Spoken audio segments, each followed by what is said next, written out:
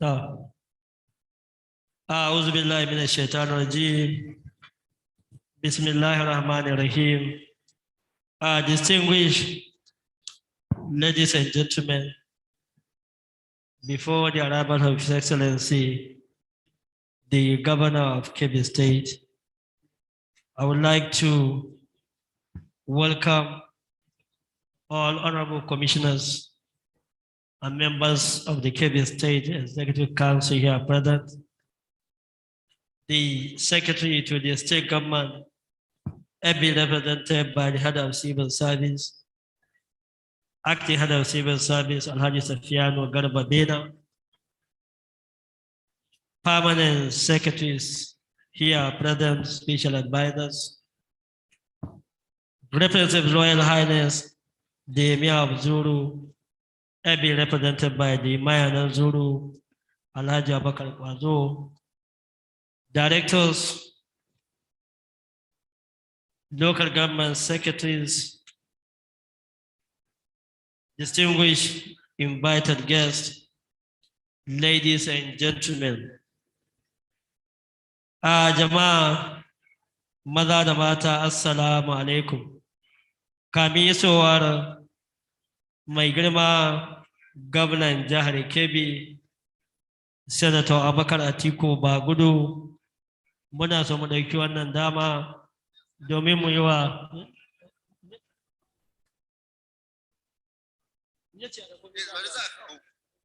muna yi wa dukkanin komishinoni kuma 'yan majalisar zattaswa na jihar Kebbi maraba da zuwa, kuma akwai permanent secretaries duk muna yi musu maraba da zuwa, kuma akwai chief executive board commission and parastatals su ma suna na a wannan wuri, muna yi musu marhaban. Akwai wakilin sakataren gwamnatin jihar Kebbi kuma muƙaddacin shugaban kata ya riga ya iso. Akwai permanent secretary su ma suna na a wannan wuri, su riga sun iso. Akwai 'yan siyasa wato party esco namu suna na a wannan wuri, muna yi musu lale marhaban. Kuma muna yi wa wakili mai martaba sarkin Zuru kuma mayanan Zuru Alhaji Abakar Kwazo, shi ma yana na a wannan wuri. To kuma kamar yadda muka gaya muku, da zarar mai girma gwamna ya shigo za mu soma wannan buki. Kamar yadda aka sani, a ce akwai chief executive na board commissions, akwai na UBEC, akwai na civil service, akwai na local government service commission. Yanzu kuma mai girma chairman na APC Alhaji Abubakar Kana shine ya shigo mune mai lale marhamu, da kuma dukkanin esco nashi mune musu fatan alheri.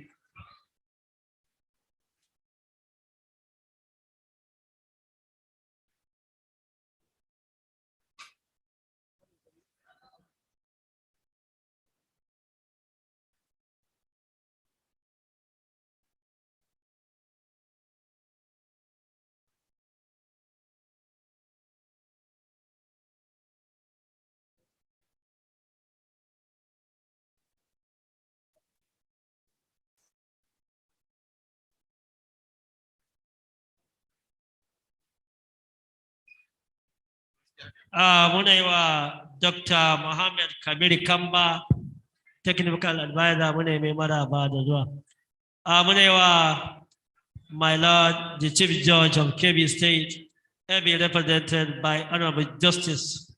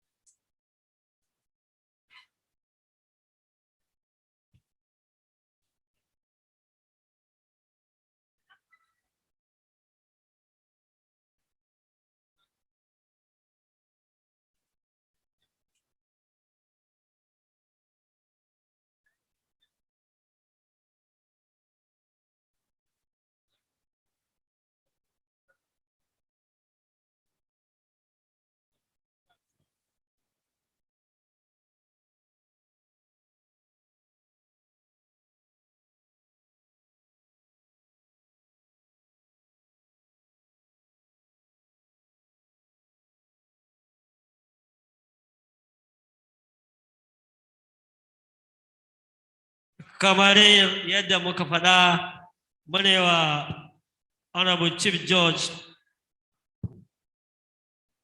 maraba da zuwa wanda honorable justice Umar Abaka ya wakilta mune musu lale marhabin kuma kamar yadda na gaya muku akwai chairman na APC Alhaji Abakar kana zuru shi ma yana na a wannan wuri mune mai lale marhabin kuma akwai technical advisor Dr. Muhammad Kabir Kamba shi ma yana na a wannan wuri kuma tuni wakili mai mataba sarkin zuru shi ma ya riga ya zauna shi ma mune mai fatan alheri kuma mun sanar da ku kwamishinoni da special advisors duk suna na a wannan wuri akwai permanent secretaries akwai chief executive na board commission and parastatals akwai party esco duk suna na a wannan wuri mune wa kowa da kowa lale marhabin kuma kamar yadda na gaya muku da zarar mai girma gwamna ya shigo za mu ci gaba da abin da ya kamu insha Allah amma dai don Allah jama'a akwai wurare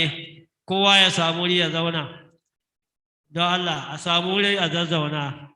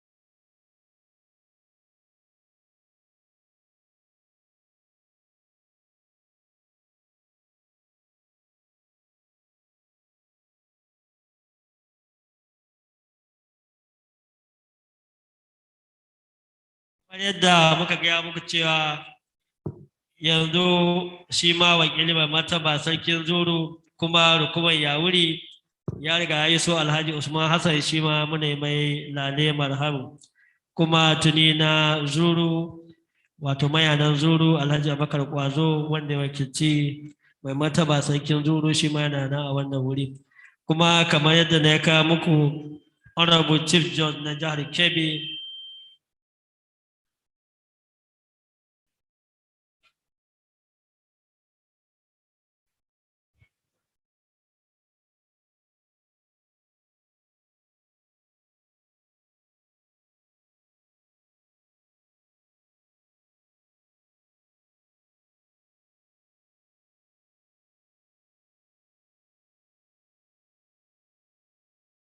da zarar mai girma gwamna ya zo za mu ci gaba da wannan buki insha Allah kuma kamar yadda na gaya muku cewa tuni kwamishina da ke kula da wannan ma'aikata da sauran kwamishinoni sun riga sun zauna kuma Alhaji Abba Sani Kalgo PhD Honorable Commissioner Budget and Economic Planning su ne suka yi organize wannan to ina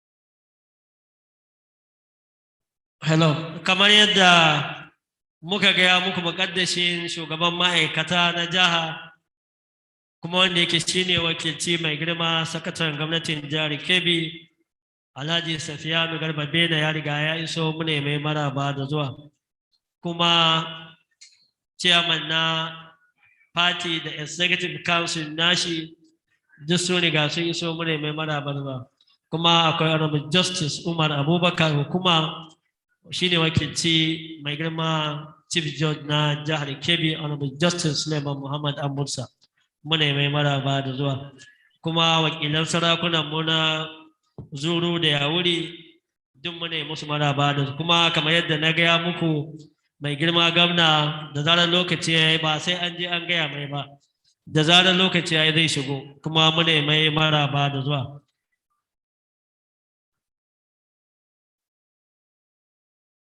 Distinguished ladies and gentlemen, it is my honor and privilege to announce the arrival of His Excellency, the Governor of Kebbi State and Chairman of Progressive Governors Forum, distinguished Senator Abakar Atiku Bagudu. Your Excellency, you are welcome. We also would like to welcome His Excellency, the former Deputy Governor of the State and Chief of Staff Government House, Alhaji Dr. Suleiman Muhammad Argungu. You are welcome.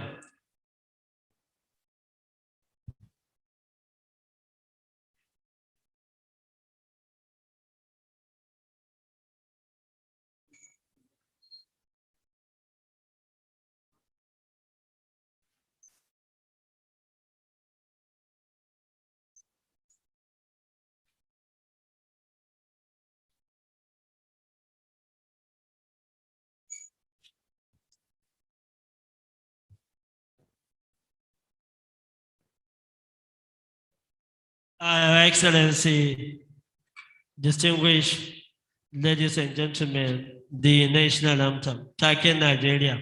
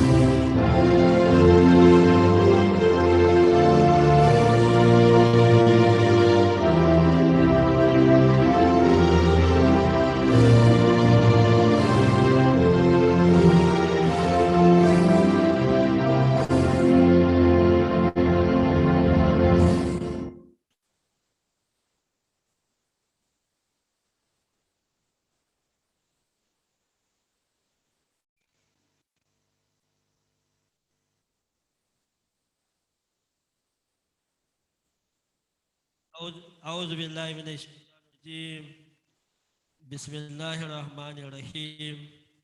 Your Excellency, the Governor of the State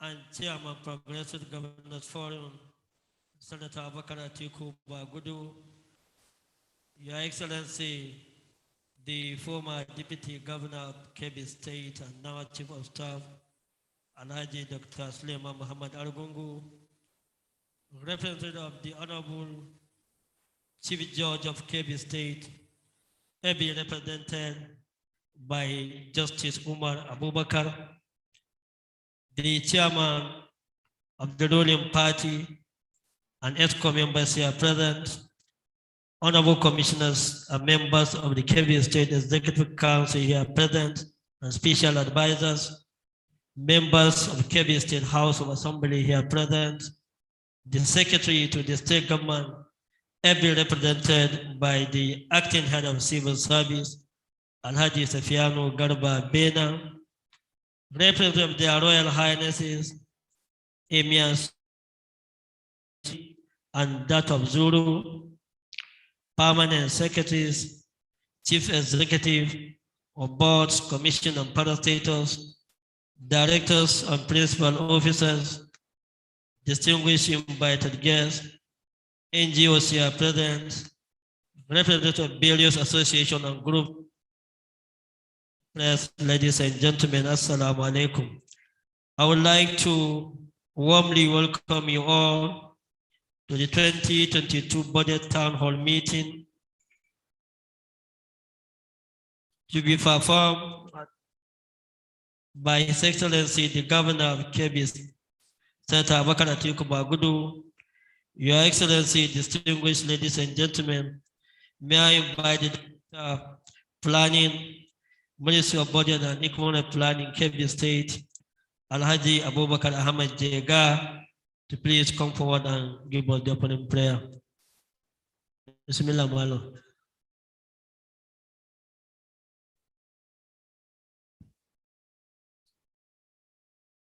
السلام عليكم. صلوا على النبي الكريم. اللهم إني نويت بالصلاة على النبي صلى الله عليه وسلم محبة به وشوقا إليه والتسالا لأريك وتصدقا لنبيك سيدنا محمد صلى الله عليه وسلم وتعظيما لقدري ولكوني على ذلك فتقبلها مني بفضلك ولسانك وزيه حجابك فلت عن قلبي وجانبك الصالحين. اللهم زره الشرف على شرفه الذي أوليته وإذا على إذه الذي أوليته ونور على نور من خلقته وعلي مقامه في مقامة المرسلين ودرجته في درجة النبيين وأسألك رداك ورداه يا رب العالمين مع العافية الدائمة والموت على الكتاب والسنة والجماعة وكلمة الشهادة على تحقيقها من غير تبديل ولا تغيير وغفر لي ما ارتكبته بفضلك وجودك وكرمك يا ارحم الراحمين. اللهم هذا الدعاء وعليك إجابة وهذا الجهود وعليك التقران ولا حول ولا قوة إلا بالله. اللهم إنك تسمع كلامي وترى مكاني وتعلم حاجاتي فأديني سؤال لما في نفسي فاغفر لي فإنه لا يغفر الذنوب إلا أنت. اللهم إني أسألك خير المسألة وخير الدعاء وخير النجاح وثبتني وسكن موازيني وحقق إيماني وارفع درجاتي وتقبل صلاتي وغفر خطيئتي وأسألك أولى من الجنة آمين.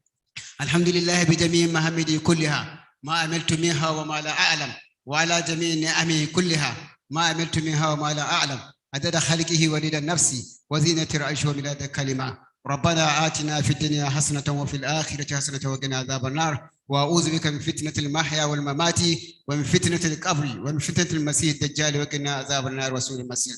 اللهم إن كان رزقي في السماء فأنزله وإن كان في الأرض فأخرجه وإن كان معدوما فأوجده وإن كان موجودا فأثبته وإن كان قريبا فهله وإن كان كثيرا فاثبته وبارك لي فيه. اللهم هذا الدعاء وعليك إجابة وهذا الدعاء عليك تقلان ولا حول ولا قوة إلا بالله بجاه يا قديم يا دائم يا فرد يا وتر يا أحد يا صبر يا سيد مستند يا من لن يلد ولن يولد ولن يكن له كفوا أحد. سبحان ربك رب العزة عما يصفون وسلام على Ta mun gode kwarai Malam Abubakar Ahmed Imam Jega, Allah ya saka da alheri. Kuma muna so mu ɗauki wannan dawa mu yi wa mai girma gwamnan jihar Kebbi da tsohon mataimakin gwamna da mai girma chairman na party da ke wannan wuri da wakilin chief judge da grand kadi da kwamishinoninmu da members na House of Assembly da muƙaddashin shugaban ma'aikata na jiha wanda shi wakilci mai girma sakataren gwamnati da permanent sakatorinmu da wakilan sarakunanmu na Gwandu, Argungu da Yawuri da Zuru da kuma permanent sakatorinmu, daraktocinmu da kuma dukkanin masu ruwa da tsaki da shugabannin ƙungiyoyi daban-daban da ke wannan mu da 'yan jarida da jami'an tsaro muna yi wa kowa da kowa lalai marhaban. Kuma kamar yadda aka saba mai girma sakataren gwamnatin jihar Kebbi shine zai yi jawabin maraba ma da yake ya turo wakilin shi kuma muƙaddashin shugaban ma'aikata na wannan jiha.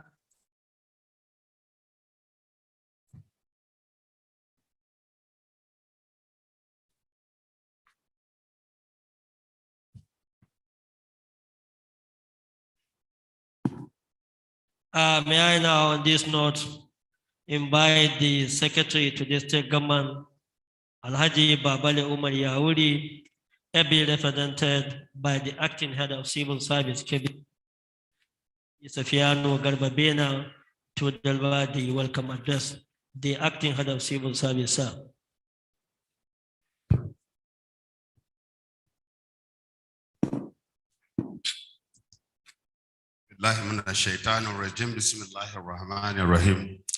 Your Excellency, the Governor, Kebbi State, Senator Abubakar Atiku Baguru, the Chief of Staff Government House, former Deputy Governor Kebbi State, the representative of Chief Judge Justice Umar Abubakar, the State Party Chairman, and ESCO here present, the representatives of the coordinating commissioner of budget and other commissioners that are here today, permanent secretaries that are also here, civic societies and non-governmental organizations also here. Ladies and gentlemen, assalamu alaikum. The SSG should have been the one standing here to do what I'm just doing now. But for the fact that other exigencies of office, has taken him away, who is now in Abuja attending to those national issues, he has mandated me to stand on his behalf and to deliver his welcome address.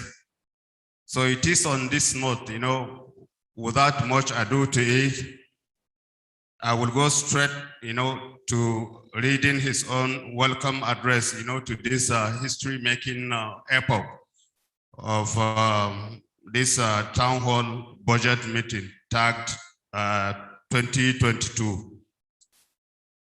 It is therefore with a great pleasure that I welcome all of you to yet another edition of budget town hall meeting tagged 2022 budget town hall meeting, which is an initiative of His Excellency, the Executive Governor, Senator Abubakar Atiku Baguru, to engage citizens, in the state budgetary processes. The successes, recorded during the execution of 2021 budget, even though still in operation, is no doubt the springboard, that gave us the hope that next year's budget is going to be an exceptional, in execution, especially with your good and valuable inputs today. It is my fervent hope that your inputs are going to be collated and packaged together, by the Ministry of Budget and Economic Planning, towards having a consolidated 2022 budget. To this end, let me once again welcome members of the State Executive Council for their untiring support, in making sure that all inputs, from the various ministries are collated, forwarded to Budget Ministry and reflected in the 2022 budget.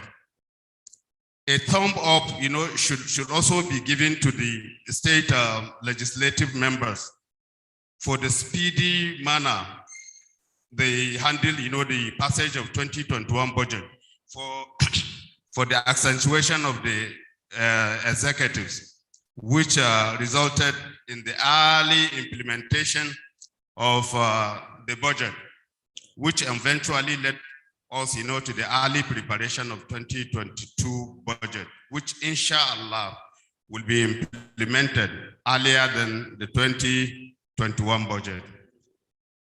While welcoming our development partners, non-governmental organizations, and all well-meaning people from various organizations in the state and beyond, let me crave your indulgence, to let you understand that your inputs are always utilized in crafting, the budget in order to have a balanced and all-encompassing populist budget. I have no doubt, in my mind that the overview of the budget performance and its highlights, to be presented by the Permanent Secretary and the Commissioner, Ministry of Budget and Economic Plan, shall suffice as a testimony to all that have been mentioned before. Let me conclude by thanking all and sundry who have contributed in one way or the other in the preparation of the budget and staging of the town hall meeting. Once more, I welcome everyone, wishing all of us, happy and smooth deliberation. Thank you very much. Thank you very much, the acting head of civil service. For the overview of 2021 budget performance, let me now invite the Permanent Secretary, Ministry of Budget and Economic Planning, Ajia Aisha M. Usman, to please come forward and give the overview. The Permanent Secretary.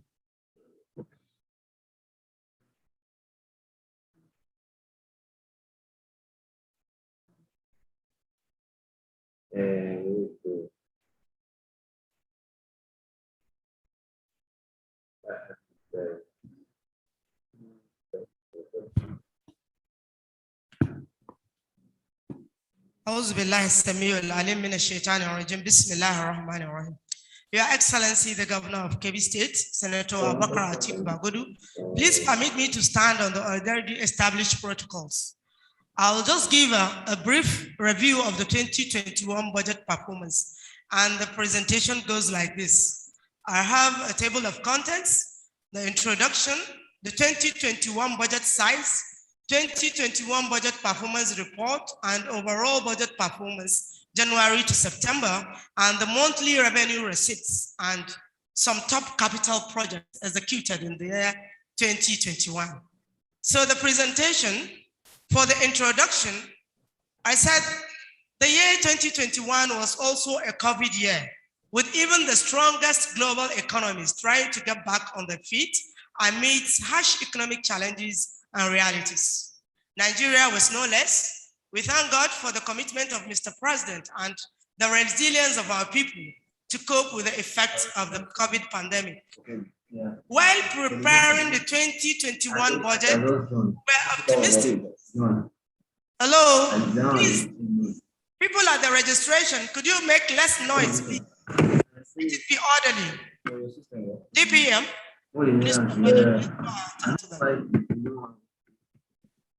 Your Excellency, sorry for the interruption. While preparing the 2021 budget, we were very optimistic that revenues, both from the federal and the state, will improve. We also hoped that certain loans and grants will be received by the state. We also hope that we'll get a refund of about 16 billion from the federal government for the sale of our capital, of some of our assets.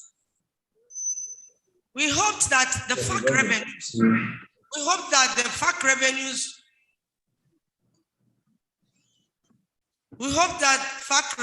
will increase, but incidentally, FAC revenues dropped despite increase in the price of crude oil per barrel. This is because of decreasing revenue from NNPC due to low production of oil due to operational reasons, which is below the 2021 budget assumptions of 1.7 million metric tons per production of barrel per day. In the 2021 budget, we had assumed that on a daily basis, we'll be producing 1.7 million barrels per day. But incidentally, as of June, the NNPC could only produce 1.4 million metric tons. So by the end of June, they had a deficit of over 1.2 trillion naira. And this directly affected the revenue returns NNPC made to the FAC allocation. And this is directly related to reduced revenues the states were getting. So at the state level, our IGR is increasing, but not at the rate of adequacy to support even 10% of the budget. Because last year, our budget was 141 billion. And so this forms the basis of our revenue and expenditure performance during the first 3 quarters of the year. So going by the budget size of the 2021 budget was in the total sum of 141 billion, 644 million, 270,119 million. Out of this, the capital budget was 92 billion and 10 million. Recurrent budget was 49.6 billion. And out of this recurrent budget, personal cost alone was 32.8 billion. Overhead cost was 16.7 billion. So as of the third quarter,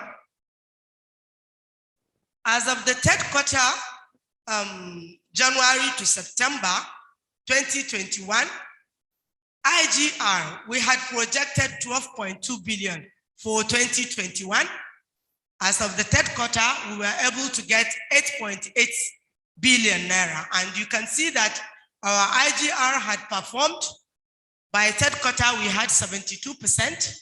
And it is envisaged that before December, we'll surpass these figures because as at we had lifted the COVID-19 tax relief that states enjoyed between September last year to September this year. So hopefully this last quarter we'll see a greater performance of the internally generated revenue.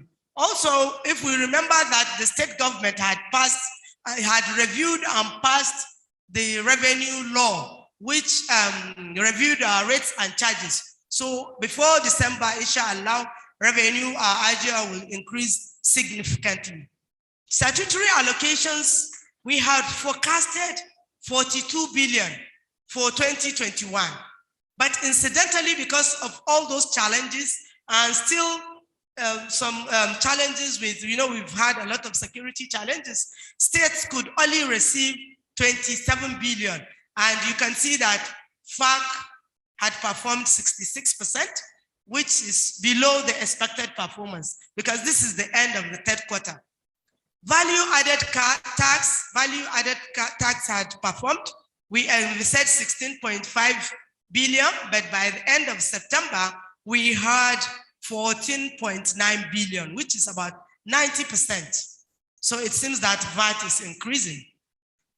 Then our opening balances, because we put the opening balances sometimes to stabilize, because if we don't even increase the opening balances, you find out that our expenditure gets greater than our revenues because sometimes the monthly receivables are not enough to cater for personal costs and our overhead costs. So sometimes we need the bank balances to stabilize that. And our bank balance as at September was 6.8 billion. Internal loans. Last year, we projected 8.9 billion. But as at September, the performance was 0%. This was because the items under external loan included family homes loan, which we are still expecting to get before the year runs out. And also the COVID-19, the COVID-19 economic response stimulus project, that is the program which you call the CARES program, was supposed to start this year, but still we've still not gotten any disbursement under that very particular loan component. So that's why our internal loans remains at 0%. Our grants, this is an area whereby we estimated in 2021 that we'll get about 30 billion naira grants. And these grant components, if you look at them, they are normally program-backed projects. Please, can we have some order, please? His Excellency is seated in front of us and other very, very important guests. Please, let's be seated. The 30 billion grant was supposed to have been obtained. Please, when you come in late, just sit down quietly. You don't need to greet anybody, please, so that you don't restrict others. The 30 billion naira grant was supposed to be generated from, we have SUBEB, we have the social investment program. We have so many items under grants, other World Bank projects that are grant in nature. We have UNICEF contributions. We have our development partners contributions. We have interventions program from the universities and our TED funds. All these are captured under the grant size.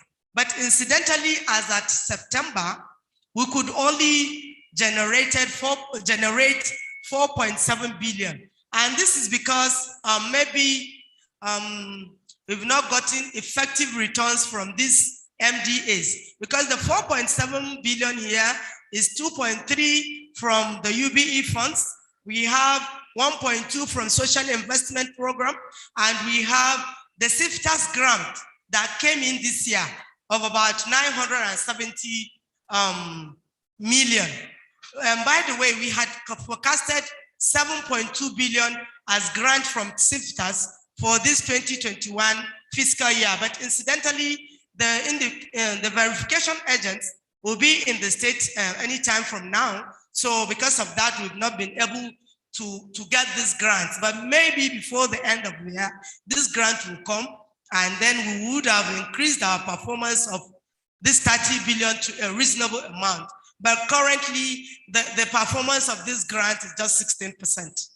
Then we had forecasted miscellaneous expenses, miscellaneous revenues. And this miscellaneous revenues we forecasted about 5.5 billion. And they consist of maybe exchange gains, other solid minerals. There are some components, the NNPC refund. That's what we forecasted to 5.5 billion. But as at September, the total receivables from this end was about 650 million naira and just performed about 12%. But hopefully before the end of the year. Sales of government assets, we've had forecasted 16 billion, and we had expected the federal government to refund this amount back to the state. We were so optimistic that we'll get this amount. But as of September, the performance on that code is still 0. So as at September 2021, the total revenues stood at 63,707,688,885. And the total budget was 141. That was the total revenues we had calculated to fund our budget for 2021. So by September, the performance was 45%. Not minding the fact that these grants that constitute a substantial amount of the budget size, you see that these grants are normally project-backed funds. They are not really funds coming directly to the coffers of the state government. So when we talk of the available funds for project implementation in the state, it actually does not include those funds. They are different. So because we can't use them to pay salaries, we can't use them to do, of course, SUBEB uses such funds to finance the capital project, but that's as far as it goes.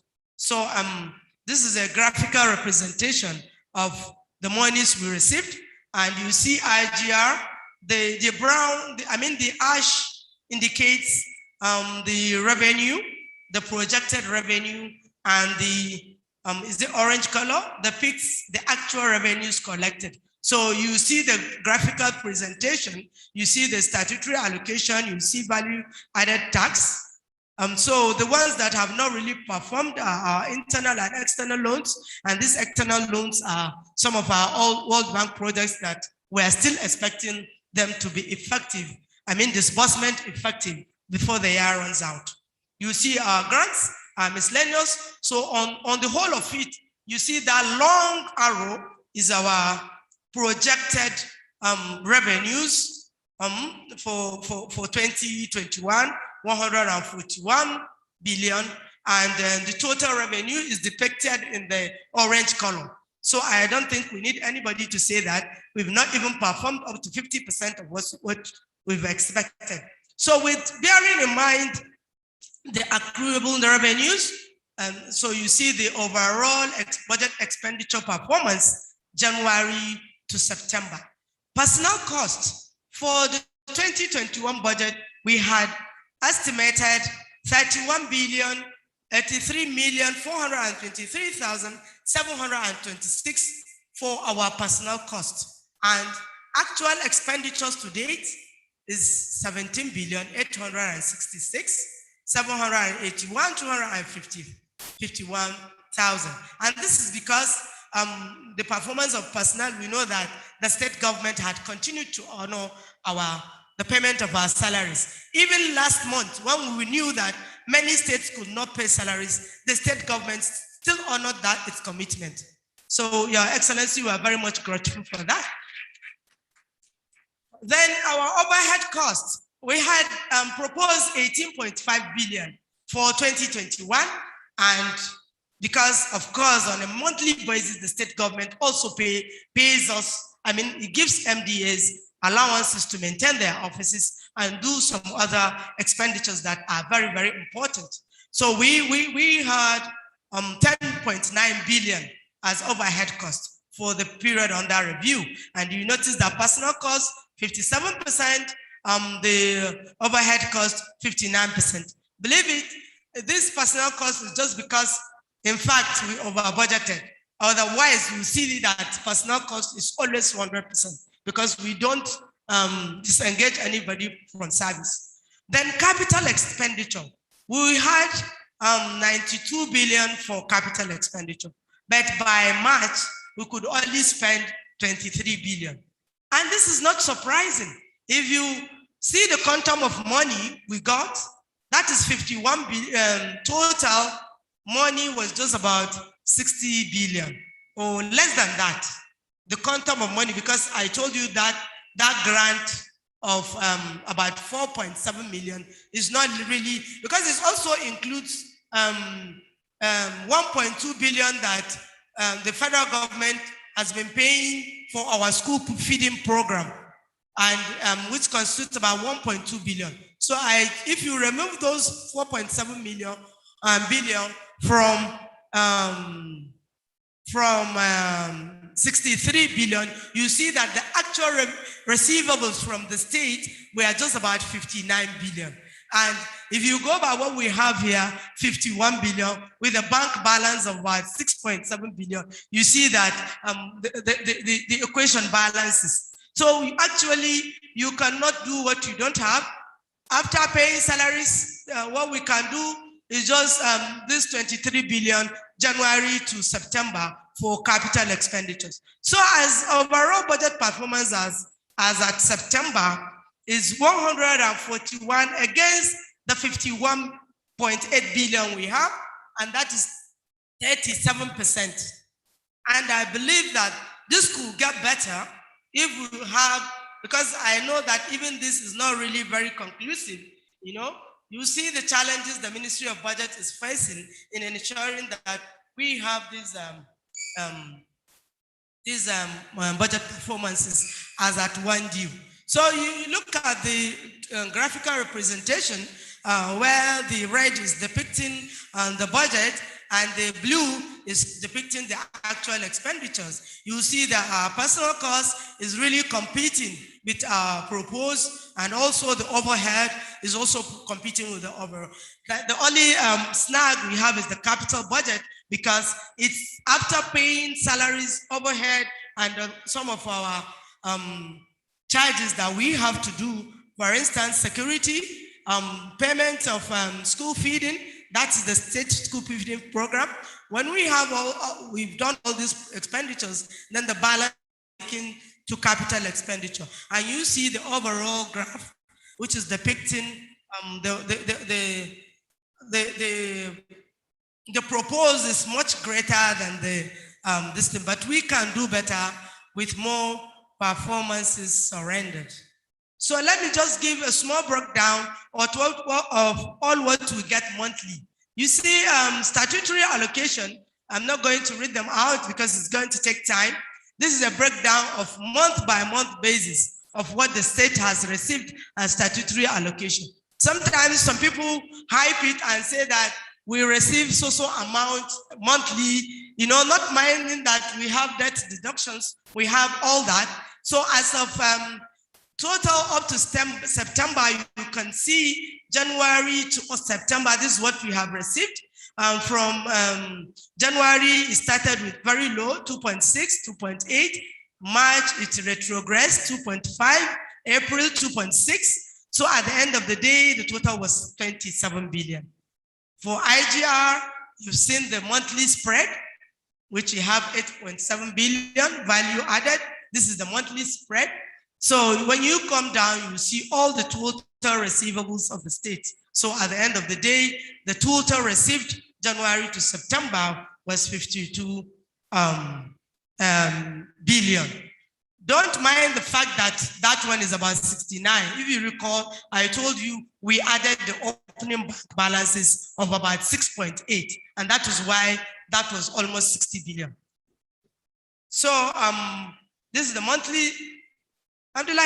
Okay, so this is the monthly spread of our revenues. You can see some others are even very barely visible. So we need to work on that. But some of them, of course, there's nothing we can do about, especially the ones received from the federal. So I just want to give a small rundown of some very important capital projects executed in the year 2021.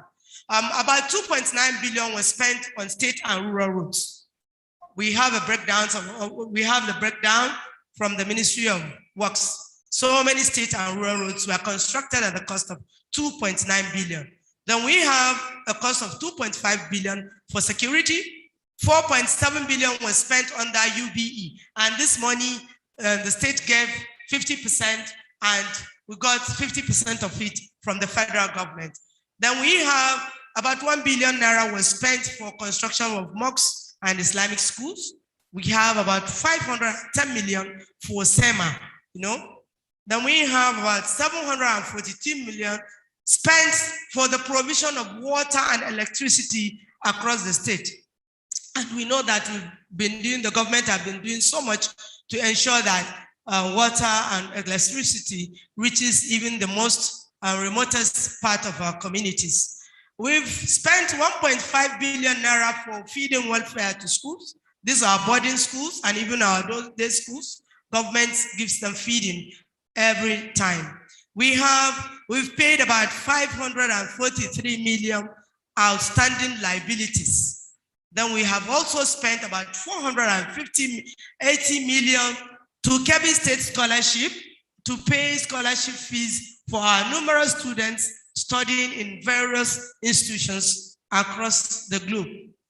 We also have electrification of towns and villages at the cost of 488 million.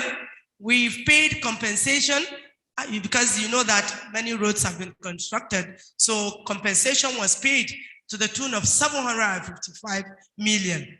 Also, construction of boreholes, about 457 million. Then social support program, that is women affairs for women, 364 million was spent. And finally, we paid about 500 million naira as counterpart funding for the upcoming AgriCell project. And this is an afforestation and environmental project that we hope will come into effect in the year 2022. So I just wanted to highlight some little challenges that the Ministry of Budget experiences in trying to put up this performance report. I'm sure all of us would like to see a performance whereby at the end of the third quarter, we'll be reporting 70 to 75% performance. So the inability of the Ministry of Budget to collect timely expenditure returns from all MDAs, despite our call for expenditure returns, latest by second week of the preceding month. Especially, because we prepare monthly COVID expenditure report returns, we prepare quarterly expenditure returns, and so we need these performances at least second week of the preceding month. This is also true of some partner programs and World Bank supported projects, who most of the time do not like to disclose the actual amount received. So, Your Excellency, With these few remarks with this presentation, I would like to thank you all for listening to our presentation. Thank you very much.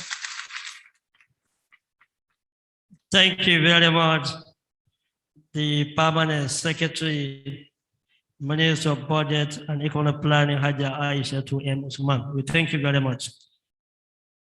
Distinguished ladies and gentlemen, before I invite the next speaker, I would like to acknowledge the presence of the Commissioner of Police, Kebbi State Police Command, Musa Baba. So you are welcome. Do Allah and the Kebbi and Uncle Donna, do Allah rege surutu, do Allah.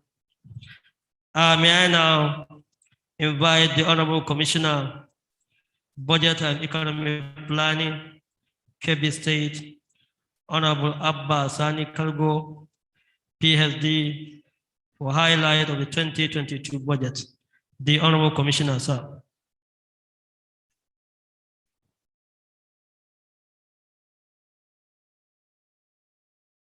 Your Excellency, the Governor of Kebbi State, Senator Atiku Abubakar Bagudu, Your Excellency, the former Deputy Governor of Kebbi State and Chief of Staff Government House, the representative of the Chief Justice,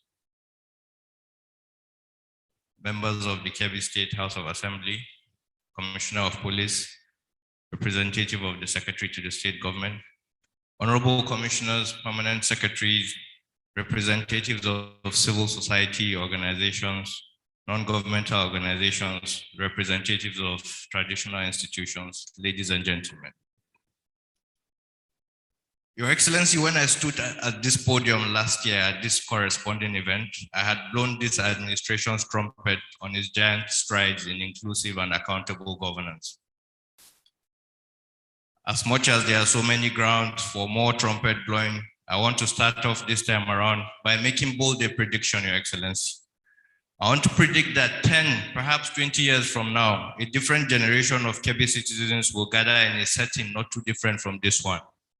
Like today, they will be presented with the state's revenue and spending plans. Like today, they will ask questions and interrogate government revenue and spending plans. And there will be nothing special about it. In truth, they will probably take that privilege for granted. They will take it for granted because it is what they know and it is what they have grown up with. Your Excellencies, ladies and gentlemen, I also want to predict, however, that as those citizens ask those questions and think nothing of it, there will probably be a few historians among them. And those historians will remind them that there was a time when spending plans were determined by bureaucrats in closed air-conditioned rooms in Gwadangwaji. And it was during the life of the Senator Atiku Abubakar Bagudu-led administration that this state turned that corner. And Your Excellency, they will remind them that it was because of Senator Atiku Abubakar Bagudu's commitment to open, inclusive, and accountable governance that they have that privilege to ask that question. They will remind them that it was during the life of this administration that open and inclusive governance was not only concretized, but institutionalized for them and generations yet unborn. Your Excellency, this will be one of the many enduring legacies of this administration, and it will be one for which it will be remembered for all of history. Your Excellency, ladies and gentlemen, in so many ways, Kebbi's 2022 budget is one of many firsts. For the first time, a detailed and properly designed medium-term expenditure framework based on historical and economic data formed the basis of this budget. This process, with His Excellency's approval, started as early as the second quarter of 2021, just as the bilateral discussions with MDA started on the first day of the second quarter of 2021. For the first time, this year's budget preparations involved the traditional institutions, the NGOs, the CSOs, and the local governments from the onset, from day one. For the very first time, Your Excellency, this year's budget included input from professional associations, including the medical and nursing associations. Your Excellency, for the very first time in Kebbi State, and perhaps maybe Nigeria as a whole, this year's budget has been translated into a local language. This year's budget has been translated into Hausa. And I don't mean the summarized citizens budget. I mean all of the over 1,000 line items have been translated to the Hausa language. Such that if next year any citizen of Kebbi State says they do not know what the state's revenue and expenditure plans are, it will simply be that that citizen has chosen willful ignorance over informed criticism. I dare say it will not be because this administration failed to provide every opportunity and platform for them to be involved every step of the way. Ladies and gentlemen, before I go on to present the overview of the proposed 2022 Kebbi State budget, I want to say that in that true democratic spirit, our Kebbi State's 2022 budget is one that is of the people. Our Kebbi State's 2022 budget is one that is for the people, and our 2022 budget is one that is by the people. With Your Excellency's kind permission, I will now go on to present the key points of the 2022 revenue and recurrent estimates, Kebbi State's proposed budget of economic consolidation.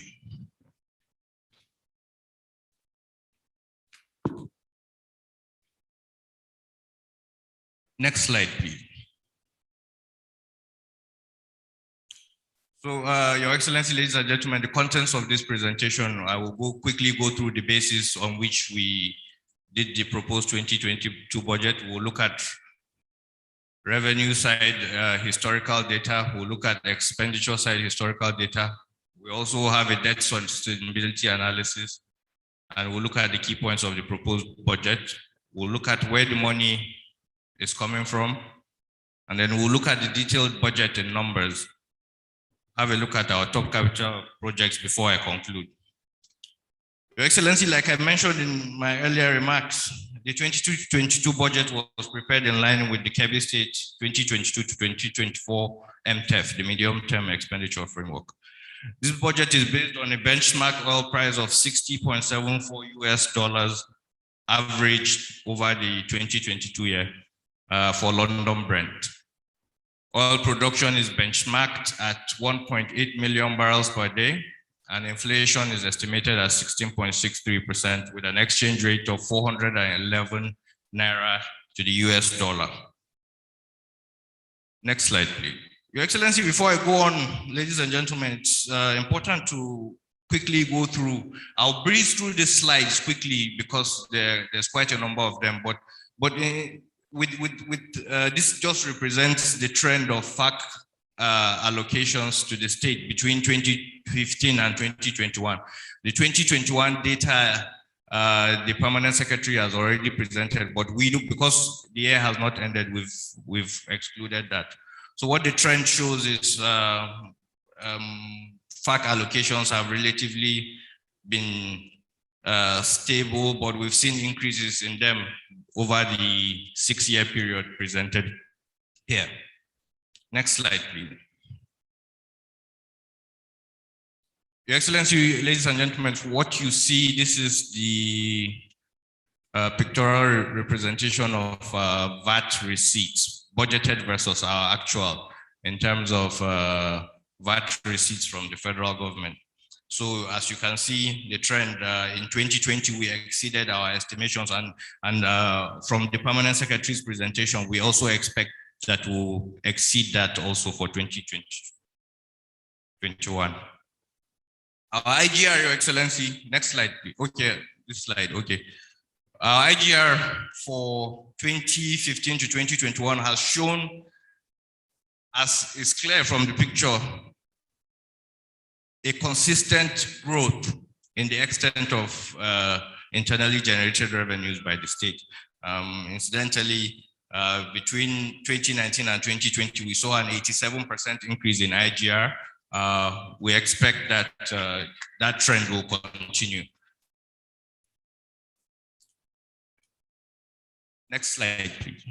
What we have here is a representation of our grants and our budgets 2015. Like the permanent secretary mentioned, we do have issues sometimes with development partners giving us the actual returns and how much money they've spent. This is something the ministry is working on, but again, there's still gray areas, and it's one of the areas we hope that will improve. Next slide, please. Next slide. Okay, this represents our loans, budgeted loans versus actual loans from between 2015 and 2021. As you can see, the loans have not performed very well, partly sometimes because we need to get DMO clearance to get some loans, and also because sometimes they just don't work out as we budgeted. Next slide. And this is the expenditure side historical data. Again, I'll quickly rush through this, but this personnel cost, this personnel cost shows clearly, and I'm sure many of the people in this room will attest that personnel costs are paid, because Kebbi is not one of the states where salaries are delayed. So, and this is reflective of that. Go on. Next slide, please. This is social contribution and social benefit budget by versus the actual receipts. Again, we're not doing very badly in terms of what we budget and what we expend in terms of social contributions. Next slide. Again, similarly, the overhead. Similarly, with the overhead costs, these come very, very regularly, and the graph shows clearly that that's the trend we see. Capital expenditure. Now, as you can see clearly, you can see a decline in capital expenditure, and that is not surprising between 2019 and 2020, because that is when COVID came in. So, of course, our capital expenditure plans were hit pretty hard by that. But again, we hope to see by the end of the year, like the permanent secretary pointed out, that we may actually see an increase in capital expenditure. Next slide. And this is just a pictorial representation of our capital expenditure ratio between the budgeted and the actual. So you can see for 2015, 73% of the budget was capital, 2016, 64% was capital, 2017, 72. And then as you can see also, there's been a steady increase in actual releases, except for 2020, which was the year that COVID actually impacted us. So that explains that decline. Next slide, please. This is our public debt service in terms of our budgeted versus actual.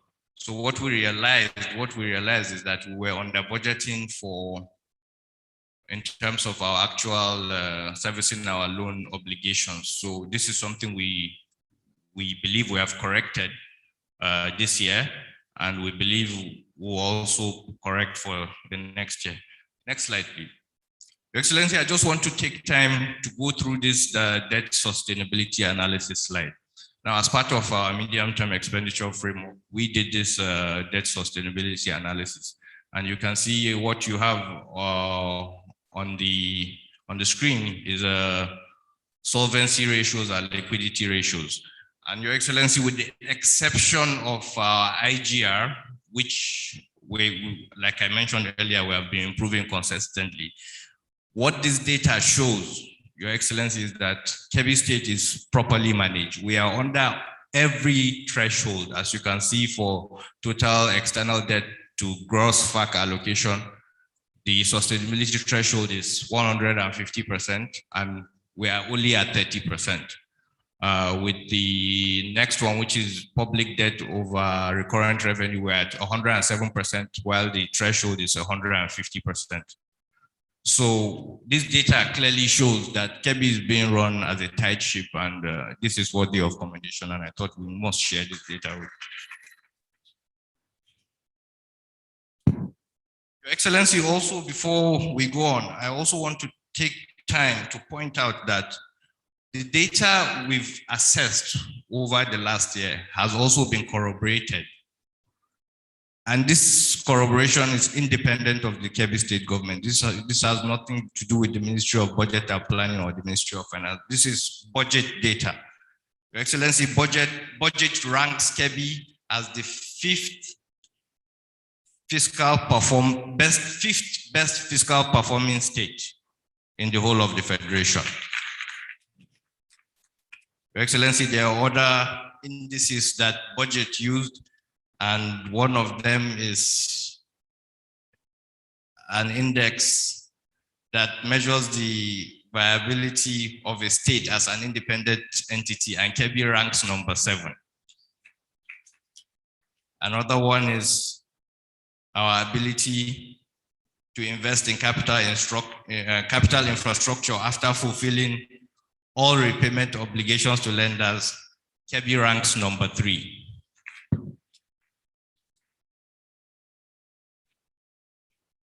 A third one is our ability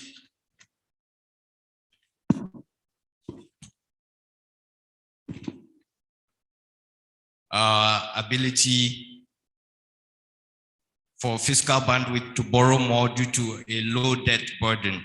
Kebbi ranks number 9. Your Excellency, what we're saying is even the rest of the country, independent observers are recognizing that Kebbi State is run properly. Kebbi State is a fiscally responsible state, and we don't expect that to change anytime soon. Thank you very much. Ladies and gentlemen, I will now go on to give you the key points of the proposed 2022 budget. Our 2022 budget is proposed in the sum of 186 billion, 112,116,000 naira, 116,464 naira.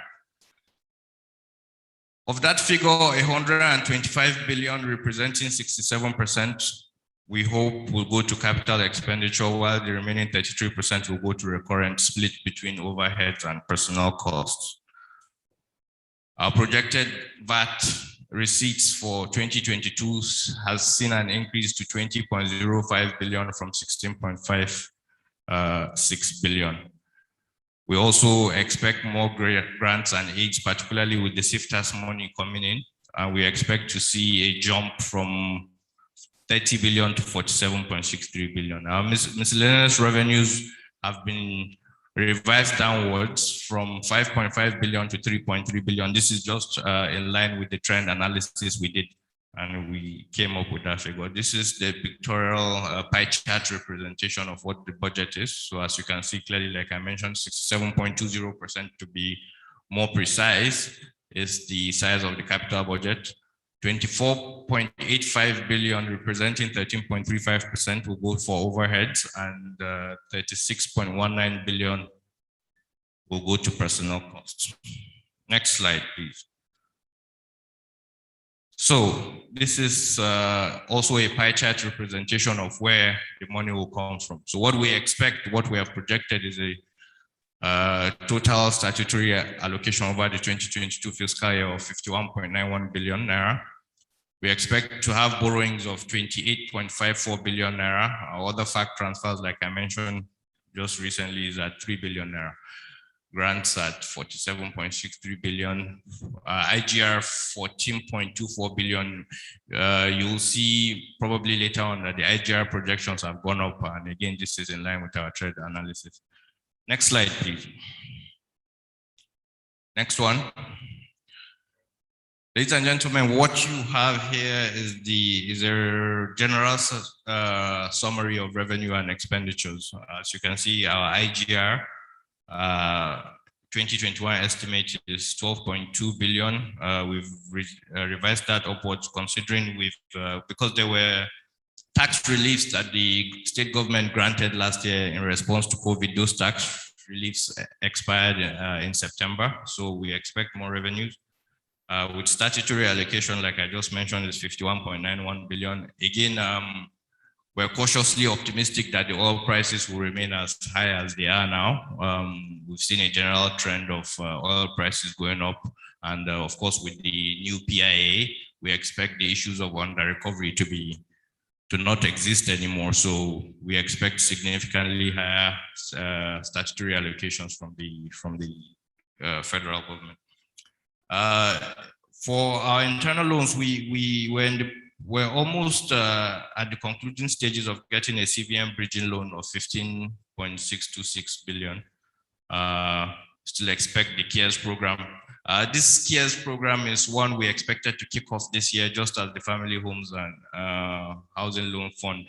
But we're still, with the family homes, we're still waiting for clearance from the Debt Management Office while the CVN bridging loan is imminent. It puts our total internal loans for next year at 24.5 billion, external loans at 0.8 billion. I've already mentioned the issue of grants. That line that says sale of government assets, like the permanent secretary mentioned, is not, we expect it as a refund for the construction cost of the Sir Ahmadu Bello International Airport. We're in talks with our legislators in the House of, in the National Assembly, to help us jack the figures up in the hope that we get the revenues that we're expecting. So we're doing that. Next slide, please.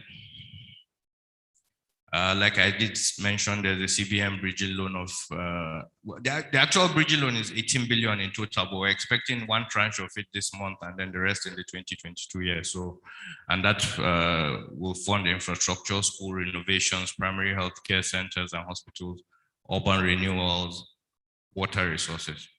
As I mentioned with the CARES program, this is a program for results by the World Bank, consisting cash transfer, trying to maintain food security and support for SMEs as part of COVID action recovery economic stimulus. Next slide, please. So this is a summary of the recurrent revenues. Again, like I said, our IGR, we expect it to be at 14.24 billion, statutory allocation at 51.919. This is capital revenue, consists of revenue that is not IGR and that is not statutory allocation. So this slide is a breakdown of it. Next slide. So of our recurrent budget, proposed recurrent budget for 2022, we have 61 billion, of which 36.19 billion will go as personal cost, and overhead costs are 24.85 billion. Next slide. Our capital expenditures are proposed in the sum of 125 billion, like I earlier mentioned. This is a breakdown. Next slide. This is a pie chart breakdown of, so we've taken the key areas of education, lands and housing, agriculture, works and health.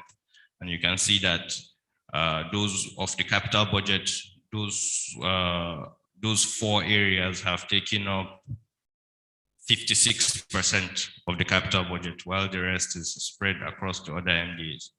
From a sectoral perspective, the economic sector, we expect to spend, and this is capital only, we expect to spend 44.33 billion.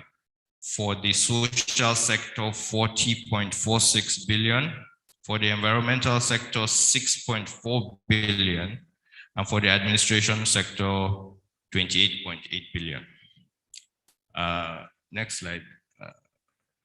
So Excellency, ladies and gentlemen, what you see here are what we rank as top capital projects. So anything that exceeds the 1 billion naira threshold. And these are some of the key ones. Like I already mentioned, because of the loans we're expecting, we expect to see a huge increase in construction of state and rural roads, all in an attempt to bridge the infrastructural deficit in the state. 6.3 billion for basic education, 5.3 for provision of 2,000 housing units, purchase of tractors.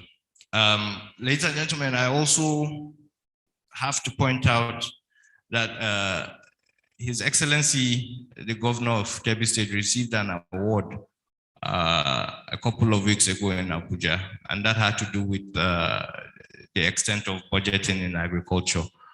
There's the Maputo declaration that expects that 10% of every budget will go towards agriculture, and His Excellency was judged to have achieved that as the only governor 3 years in a row. And we don't, if that award is up again for grabs next year, this budget ensures that it will still come to every state. Thank you very much. We made a provision of 1.6 billion naira for SEMA. Incidentally, this year we didn't have the extent of flooding, but we are still anticipating that we need to be prepared in terms of floods or any disasters that might come to the state. 1 billion for construction of boreholes. And, but again, this is information we've shared ahead of time with many of the players in this room. So I guess this presentation is only for people who haven't had the chance to look at the budget, but we've already shared this ahead of time. So to conclude, ladies and gentlemen, our 2022 budget of economic consolidation is ambitious, but it also prioritizes key sectors for economic growth. Like I mentioned, to continue in that trend of capital spending, budgeted 67.2% of our budget of capital expenditures. Critical infrastructure, mainly education, agriculture, and health are prioritized.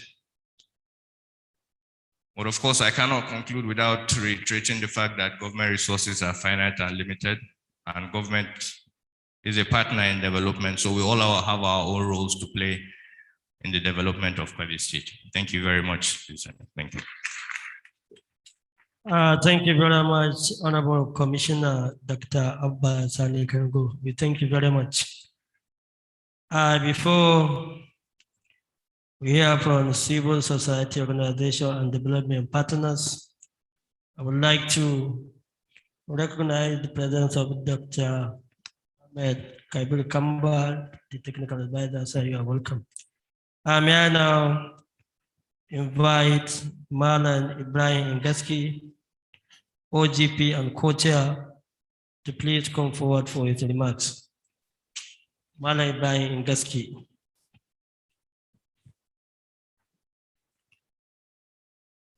UNICEF, Oxfam, and yourself, please get set.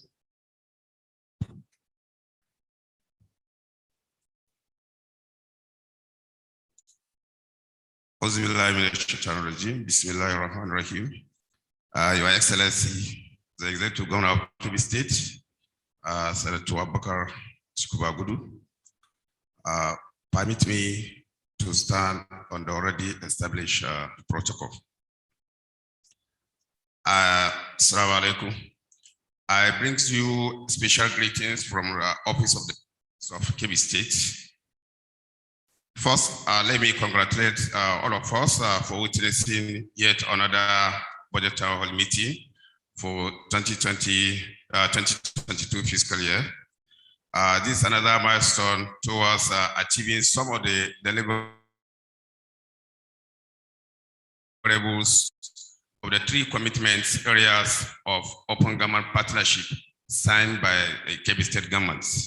Your Excellency, ladies and gentlemen, let me remind us that the commitment areas signed by the Kebbi State government is aligned with the budget town hall meeting, which is that is commitment area 1, promoting fiscal transparency. And then the objective of the fiscal transparency is to ensure citizens' participation in the entire budget processes. You will agree with me, the Honorable Commissioner, Minister of Budget and Planning, highlighted that this year's budget process involve the participation of traditional institutions, civil society organization, and other relevant stakeholders. We provided our inputs during the process. Your Excellency, you also agree with me that since when the state government signed into OGP, the Ministry of Budget and Planning doing a very wonderful job, because the ministry has an open door policy. They do consult CSOs, and we provide the necessary inputs. We equally like to call on other MDS, especially MDS, to have similar gesture by having open door policy, so that when we see, we'll interact and then we chat forward. Your Excellency, sir, in the previous budget town hall meeting, we made some requests how we can improve on this budget process. One of the requests was that we requested that in the state we have uncompleted projects, especially, and then we also have dilapidated structures, especially in the education sector. So we want to see improvement in this sector, especially in the educational sector. And then another area of concern is that we said this budget town hall meeting should be cascaded down to the grassroots, meaning we should have community development plans across all the wards in political wards in the state, and equally, each local government should also have or conduct a budget town hall meeting at their respective LGs.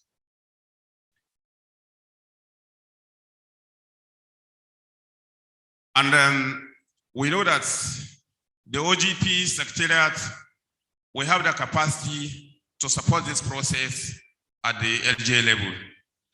Your Excellency, sir, another area that we are looking see is that during the, though the representative of our speaker is here, State House Assembly is here, we want to see that the civil society organization or other stakeholders be part of public budget hearing at the State House Assembly, so that together we can still give more input into the documents. On this note, I would like to congratulate Kebbi State once again for having this wonderful initiative, and then because this initiative is a commitment already signed by the Kebbi State. So for us to achieve this, we have to bring everybody aboard so that those commitment areas of OGP will be able to achieve them. Finally, I wish thanks all that makes this journey possible. I also want to urge all our colleagues, I mean the civil society organization, the NGOs in the state. When we are engaged, we should engage in a civil way. Together, we can develop our state. Thanks and God bless. Thank you very much, Mala Ibrahim, Gaski, OGP, and co-chair. Now, the goodwill messages from development partners. Let me start by inviting UNICEF representatives, Malan Isa Ibrahim. Malan Isa Ibrahim, please.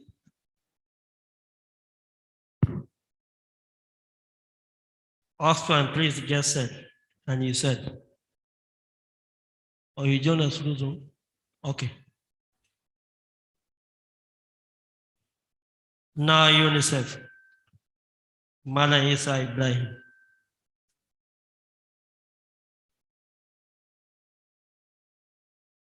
UNICEF, please.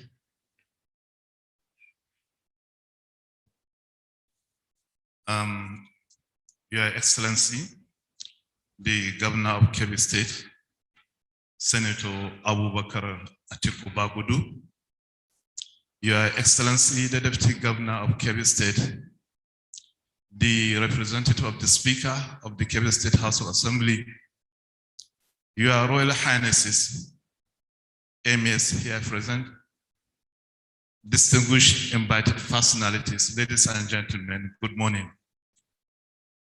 Your Excellency, I'm here to present a goodwill message on behalf of UNICEF, particularly my chief of the Sokoto Field Office comprising Sokoto, Kebbi, and Zamfara. And I will read the good message as follows. UNICEF wishes to congratulate Kebbi State Government for organizing this very important event, which aims at providing opportunity for citizens to participate in the budget process, as well as improve their understanding of the budget process and procedures. Indeed, this shows the seriousness and commitment of the present government in the state towards carrying its citizens at every step of government programs, policies, and agenda setting for the overall development of Kebbi State. Your Excellency, UNICEF would like to register our deep appreciation to the Kebbi State government for the conducive and enabling environment your government is providing to development partners to continue providing humanitarian and development support in Kebbi State. It is important to say that UNICEF mandate is to work with the government at all levels for the protection of the children's rights, help them with their basic needs, and expand opportunities so that they can reach their full potentialities. It is on this note that UNICEF acknowledges your government effort in providing goods and services to the children of the state through improved access to health, education, immunization, protection, water, and sanitation. Your Excellency, we would like also to appreciate your government determination to protecting as well as promoting the right of children in Kebbi State.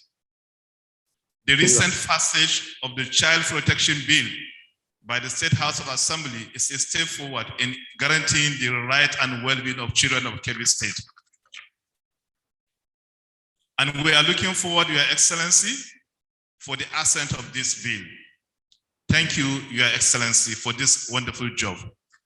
And we appreciate the commitment and the support of the entire members of the Kebbi State House Assembly towards achieving this objective. Our today's event, I would like first of all to extend our chief apology, Mr. Maulid Warfa, for not being able to physically participate in this very important event due to some official engagement, which serves as a foundation for the attainment of the children's right through domestic funds mobilization for the good people of Kebbi State.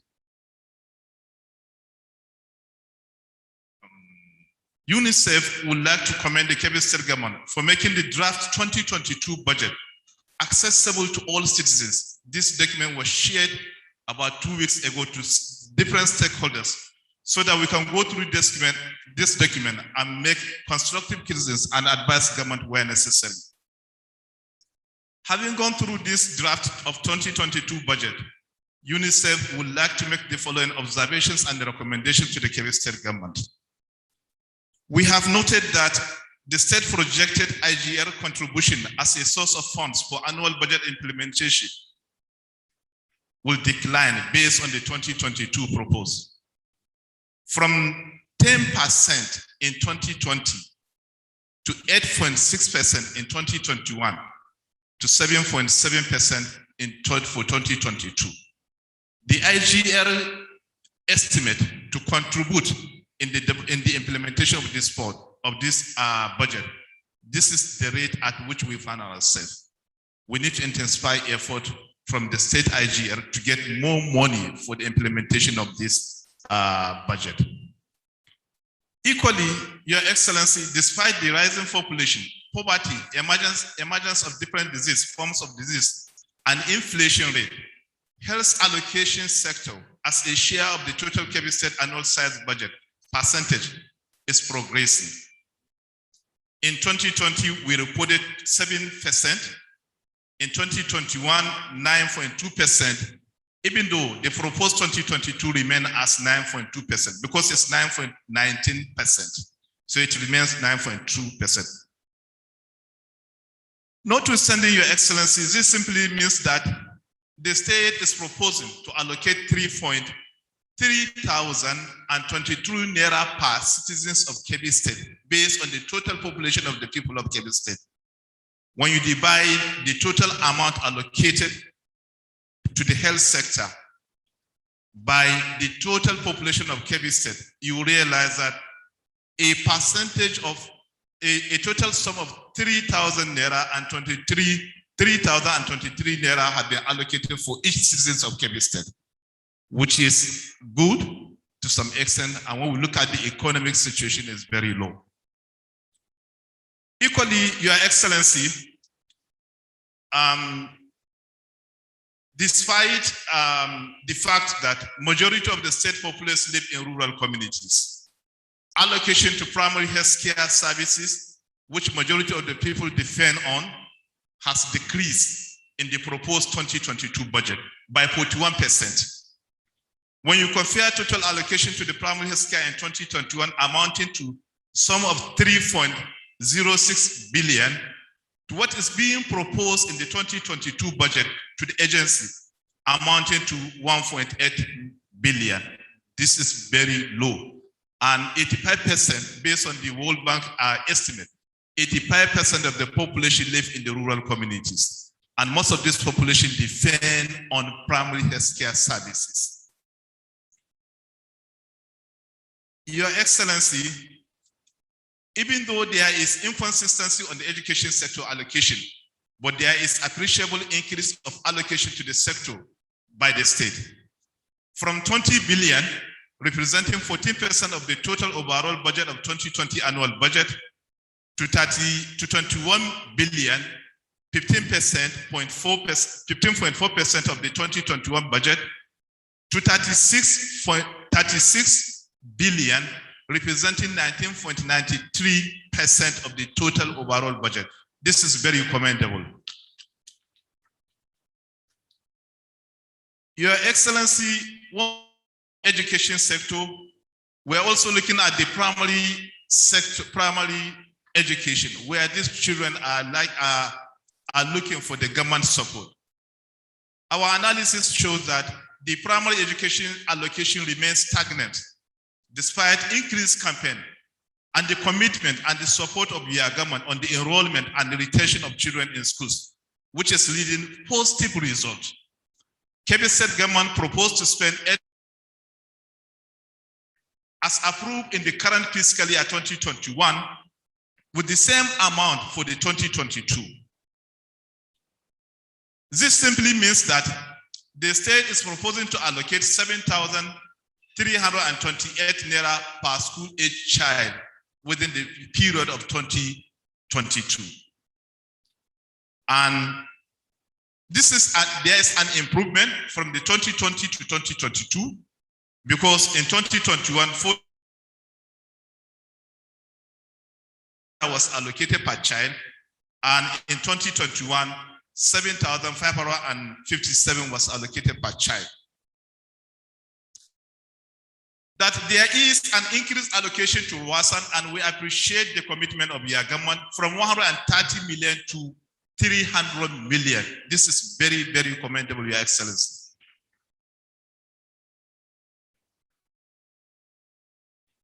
When I say per capital, I mean per individual. That's exactly what I mean.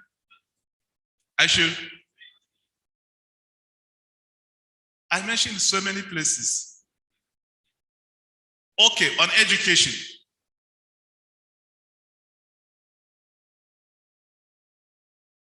Allocation, Your Excellency, but there is an appreciable increase of allocation to the sector from 20 billion, representing 14% of the overall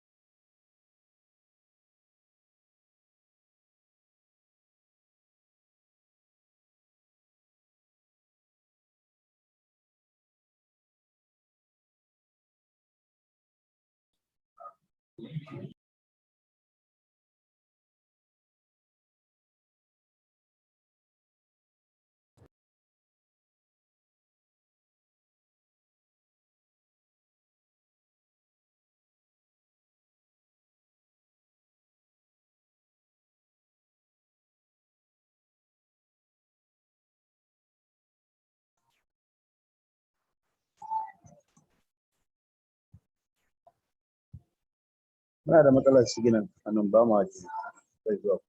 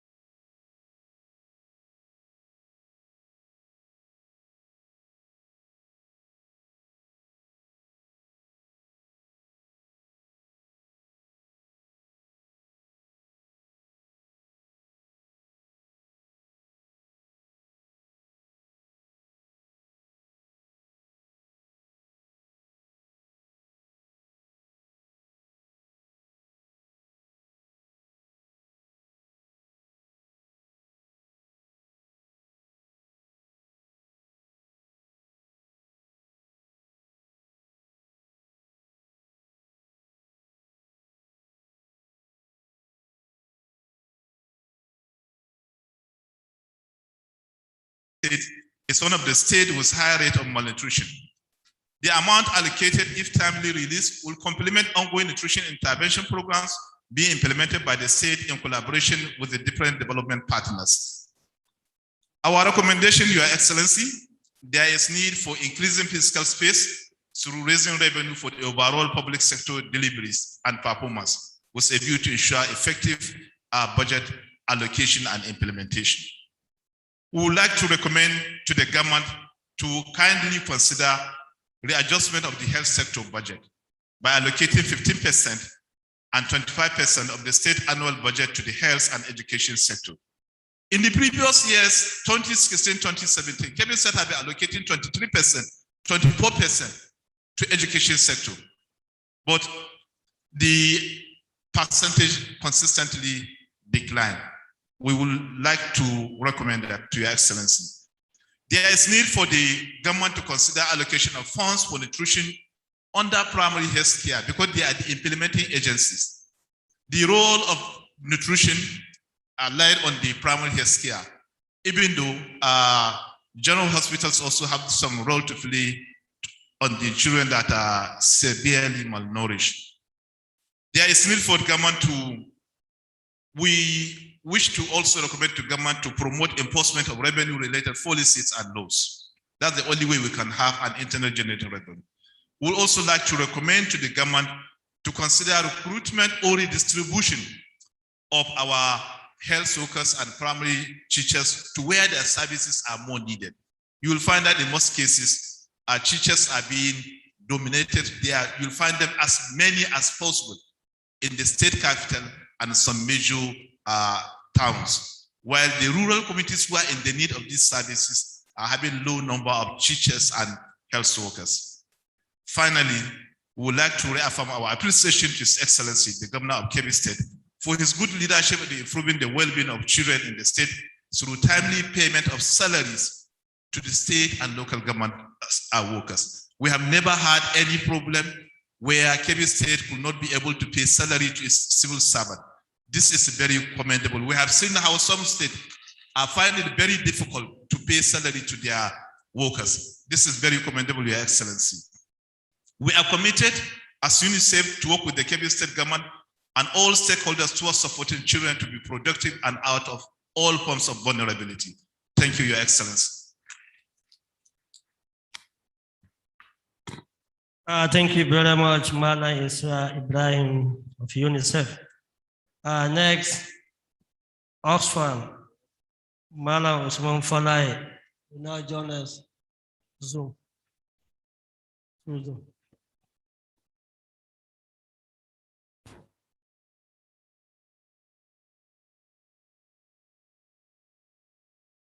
Hello. Hello, Usman Falai.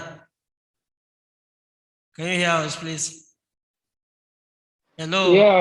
Yeah, I can hear you, but I can't get the feedback. Okay, yeah, now I can hear you. Good morning. Go ahead. All right, thank you. Good morning, Your Excellency, the Chief of Staff, the representative of the Chief Judge, as well as all distinguished Honorable Commissioner present and our traditional leaders. All protocols are duly and well observed. Apologies, I'm unable to join physically. We've tried to also work together with our partners here in Adamawa State. First, again, like every other person, I would like to appreciate the Kebbi State government for the leadership on this town hall meeting. Your Excellency, this is the third edition of the town hall meetings since we started preparing citizens engagement in 2019. And I think the state deserves a round of applause with this innovation. Again, it would also interest you to know, Your Excellency, that all of these put together has not just been ticked off the box, but as Kebbi State in the map on the states that are gradually DLI, as well as has also contributed to some of the rankings for Kebbi State. According to fiscal transparency and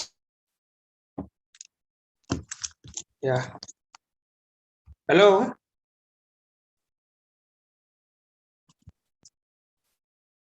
Oh. Yeah, I don't know if I can continue now. Yes, Sorry, continue. Okay, great.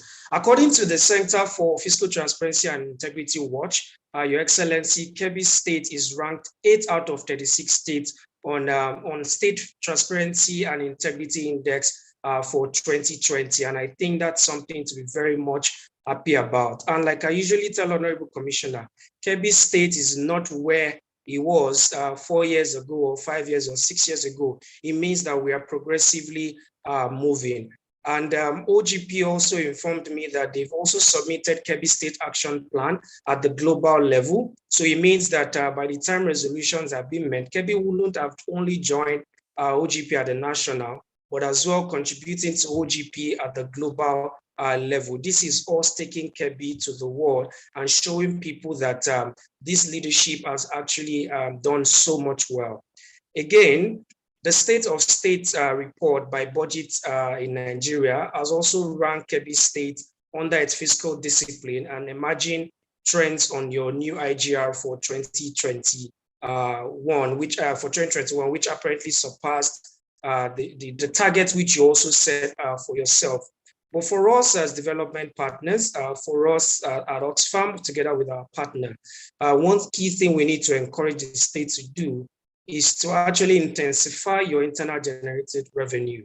I was happy to join the economic roundtable yesterday to identify the beautiful discussions about what we can do with our free trade zones and several other things. But Your Excellency, we really need to do more to intensify the internally generated revenue and ensure that Kebbi can be fiscal sustained in itself. Again, the overall budget performance for this year as at date is about 37%.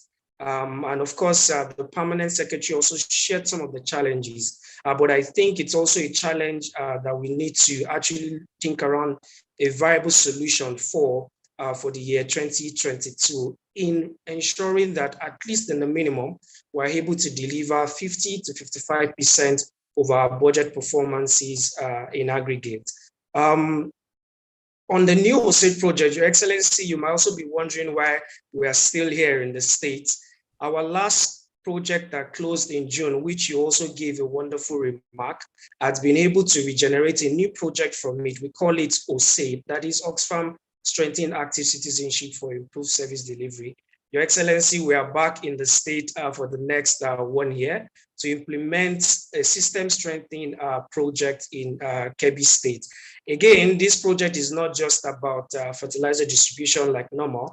This project is about strengthening the governance system and ensuring that it works for the poor marginalized people of Kebbi State, as well as improving on some of our already existing structures that we've set on ground. Your Excellency, together with the Ministry of Budget and Economic Planning, we will be supporting OGP implementation in Kebbi State. as well as the development of a viable social protection policy in Kebbi State. Again, you would have seen that the budget for 2022 has a lot of consultative process, and the civil society well mentioned the community development plan. It is our interest to support the state to scale up the citizens' engagement in ensuring that every part of the budget is citizens driven, and every other time what the citizens want is also what the government think. But the connection there is how do they connect with the budget. We are all ready to support the state to scale up this approach across the 21 LGA, amongst other things that we'll do to continue to improve the systems in Kebbi State. Again, as a note for the state as we implement the 2022 budget, it would also be important that we fasten our belt in terms of the investment that we push into the agricultural sector investment. This is a sector that seems to be the game changer to revitalizing, and not just the agricultural sector, but the industrial sector in Kebbi State. And with this, I really want to appreciate the Ministry of Budget and Economic Planning and its leadership, and together with us and my team and our partners, and on behalf of the entire Oxfam in Nigeria, we want to continue to assure you of our support. And thank you for making this happen the third time in Kebbi State. Good morning, Your Excellency. Thank you very much, Usman Falai of Oxfam. Thank you very much. Thank you. May I now invite Dr. Aisha Sanchi from USAID. Aisha Sanchi, please. Doctor.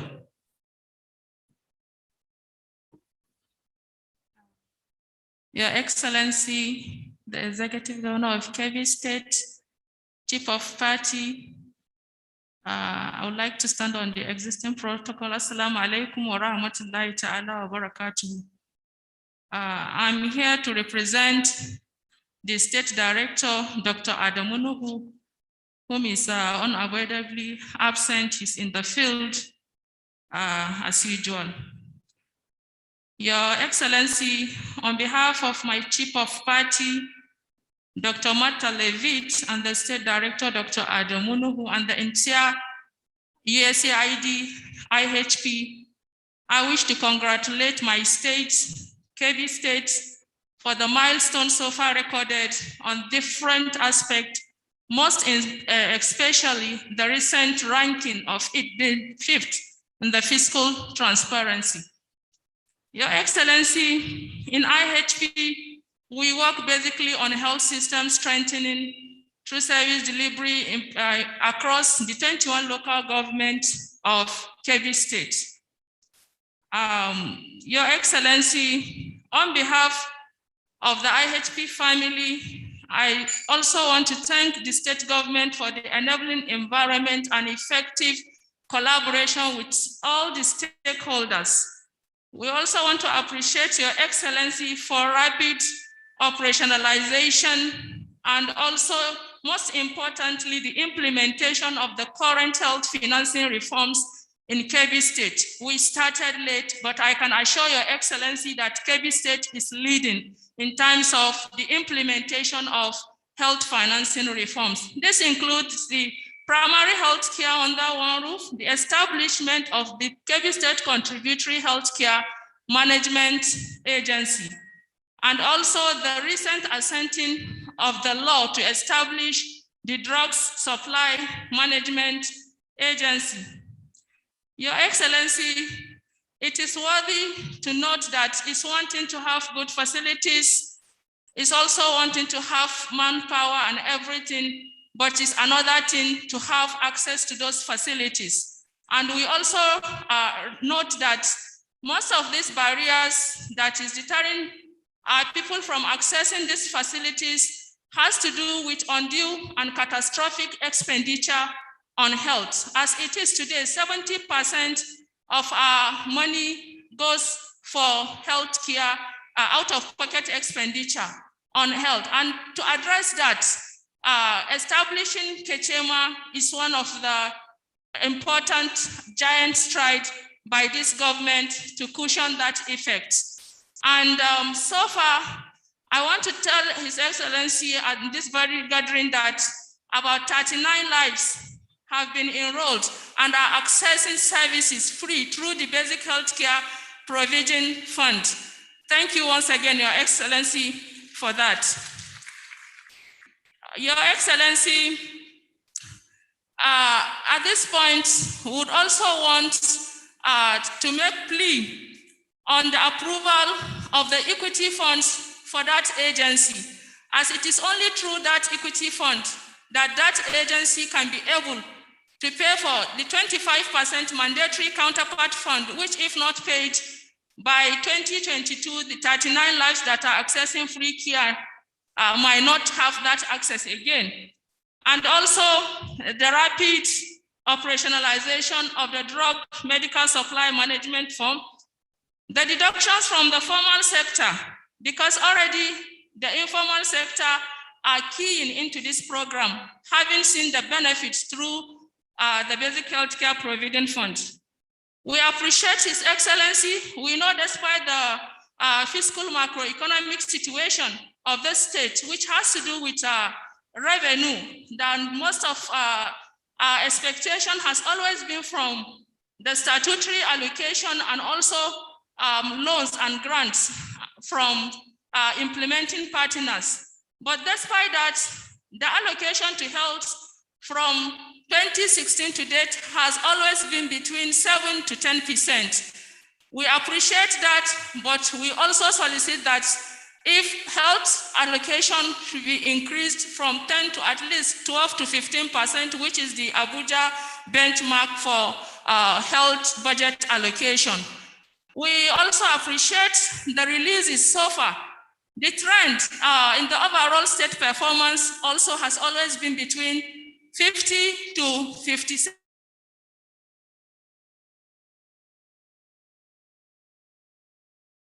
We realize that most of these releases are on recurrent and overhead expenditures with little on capital projects. We will appreciate if more of these releases should be on the capital expenditure.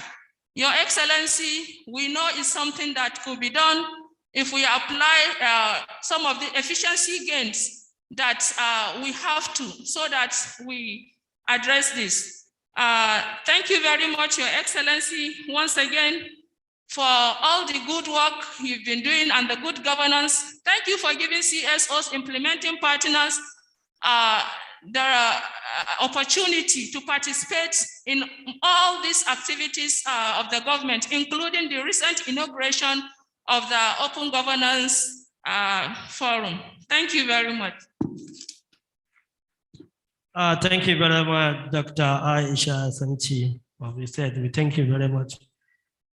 Your Excellency, distinguished ladies and gentlemen, may I on this note digress a little to call upon Dr. Muhammad Kabir Kamba, Technical Advisor on Industrialization and Entrepreneurship, to please kindly moderate the question and answer section. Doctor.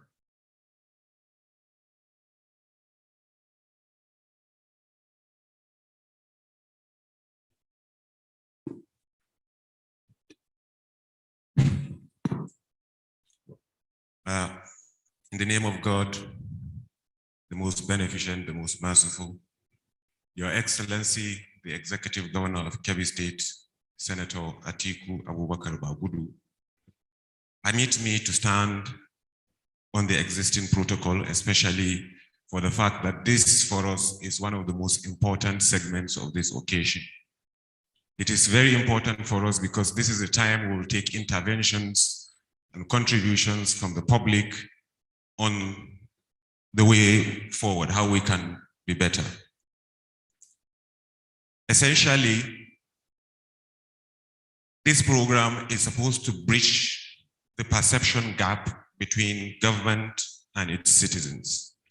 And this makes this segment the most important part of this program. So if you have a question or an intervention, you would have a minute or less to make that intervention. government officials, commissioners, and permanent secretaries should or would answer the relevant questions related to their agency or ministry. So if you have any question or intervention regarding the budget, the 2022 budget, you may please raise up your hands and a microphone will be brought to you. Thank you.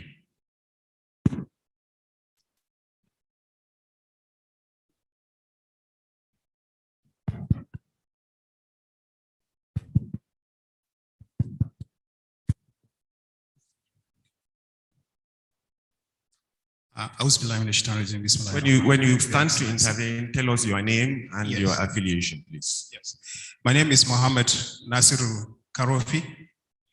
I'm the team lead for risk communication and community engagement. Let me first of all congratulate His Excellency for having a formidable team in the Ministry of Budget and Economic Planning.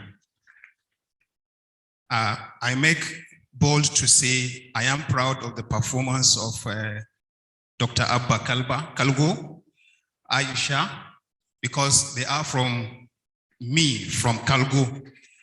If they had performed poorly, people will talk about it, and the choice of His Excellency will also be mocked that he has not chosen the best hand. So I am happy that Kabiru Kamba also had joined them, and to make what I call a formidable tripod.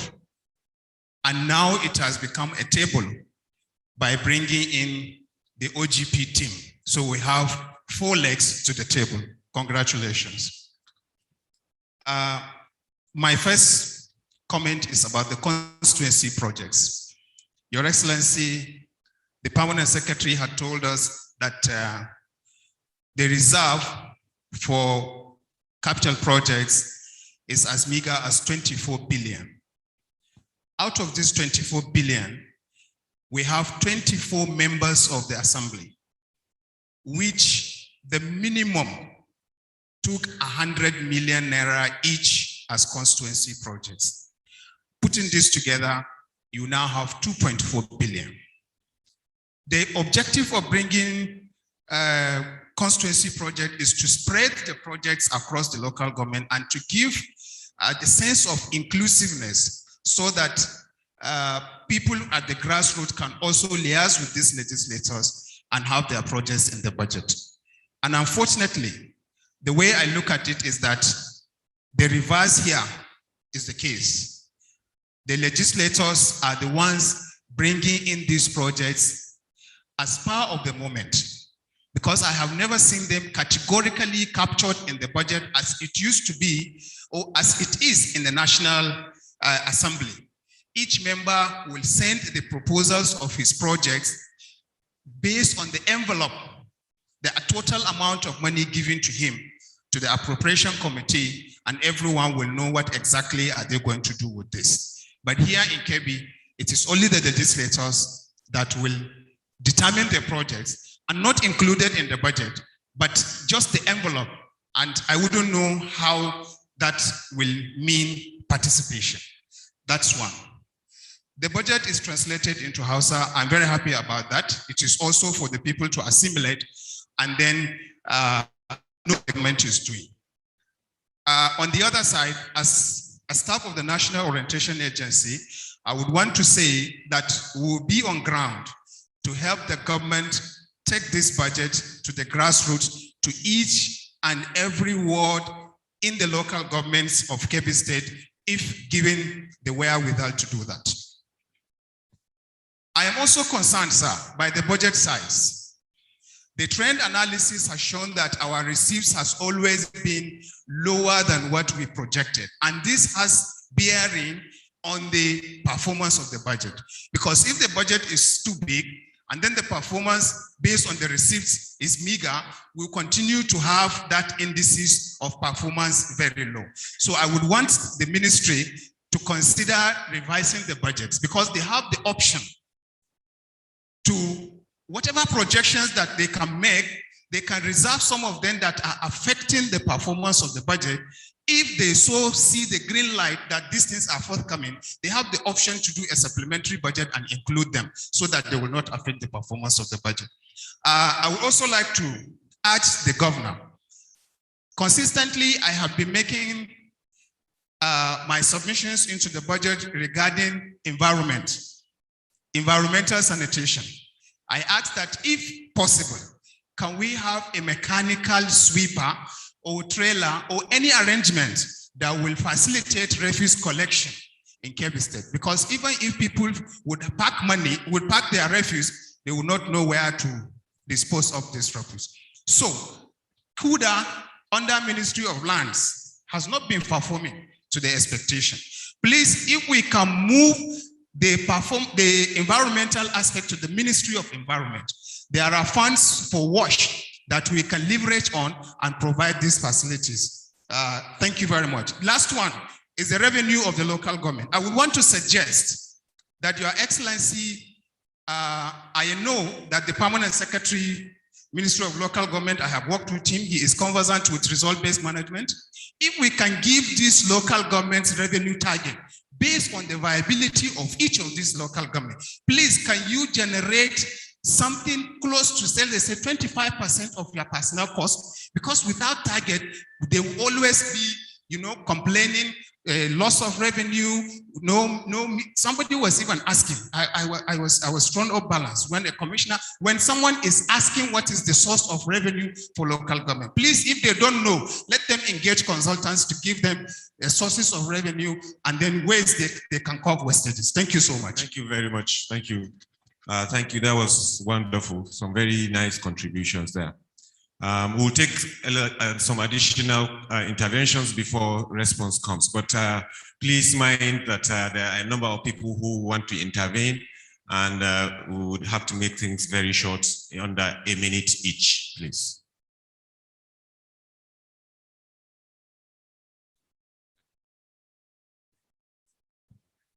Your Excellency, my name is Abubakar Bagudu Kalgo. I'm the National Publicity Secretary of the National Share Products Association of Nigeria. From the reflections of yesterday's economic roundtable, we can see that Kebbi, all indicators show that Kebbi could be a great economic hub.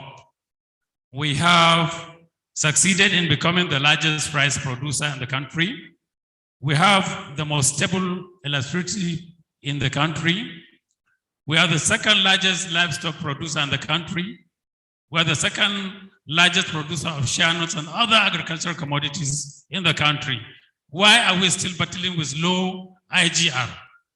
Secondly, I want to advocate for more allocation to the environmental sector due to the fact that there are several crises that have to do with climate change, deforestation, that are telling badly on the economy.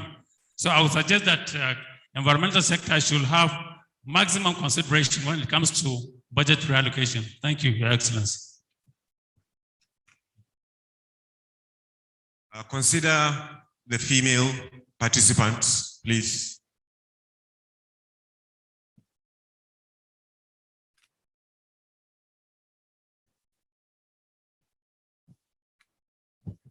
أعوذ بالله السميع العليم من الشيطان الرجيم.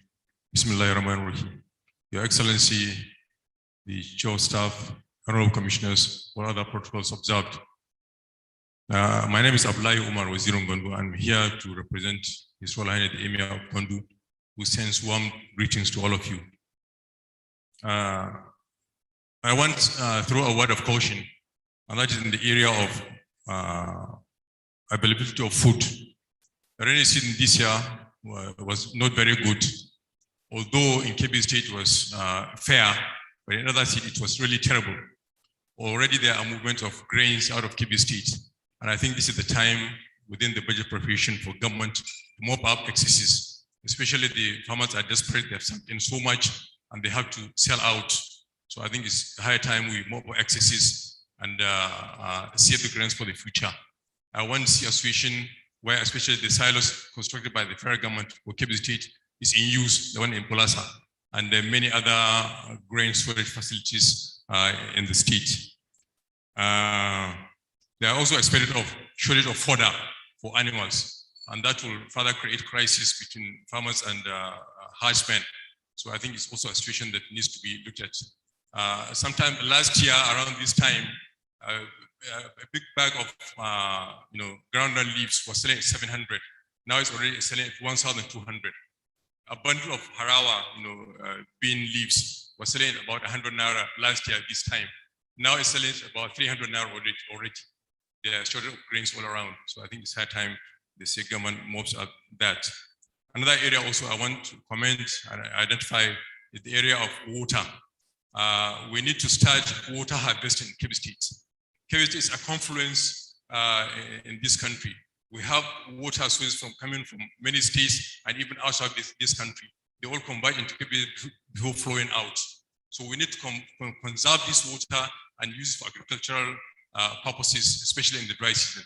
We also need to strengthen dry season agriculture this year especially. I want to commend the government for the efforts they have made in cassava production. And this has taken hold in Kebbi State, and this is highly commendable. I want to happily report to His Excellency that there's a village in Kebbi State, in good local government, where they have perfected the progression of Gari. Already toilets are leaving that village to southern part of this country. This is unprecedented.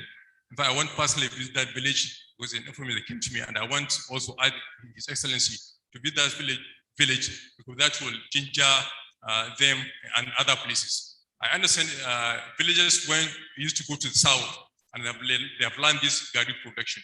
They came back home and tried it and perfected it. Toilets are leaving that village to southern parts of this country. Another area of this water issue also has to do with dredging our waterways. Over centuries, waterways have filled up, they have silted. To the extent that this water that flows into Kebbi State simply flows out. By the time we dredge our waterways, it will ensure that our boreholes and our wells are charged and the water is retained in Kebbi State for agricultural usage. I want to commend the state government for instituting this town hall meeting for budget preparation. There is no way to express transparency than to get people involved in budgeting. And I heard what Ingesco was saying about for this permeating to the ward level, and I want to assure him that this is the beginning. If we can perfect this, there's no limit to it. So I want to highly commend the government for that. Thank you very much, and God bless. Thank you. No females. Females.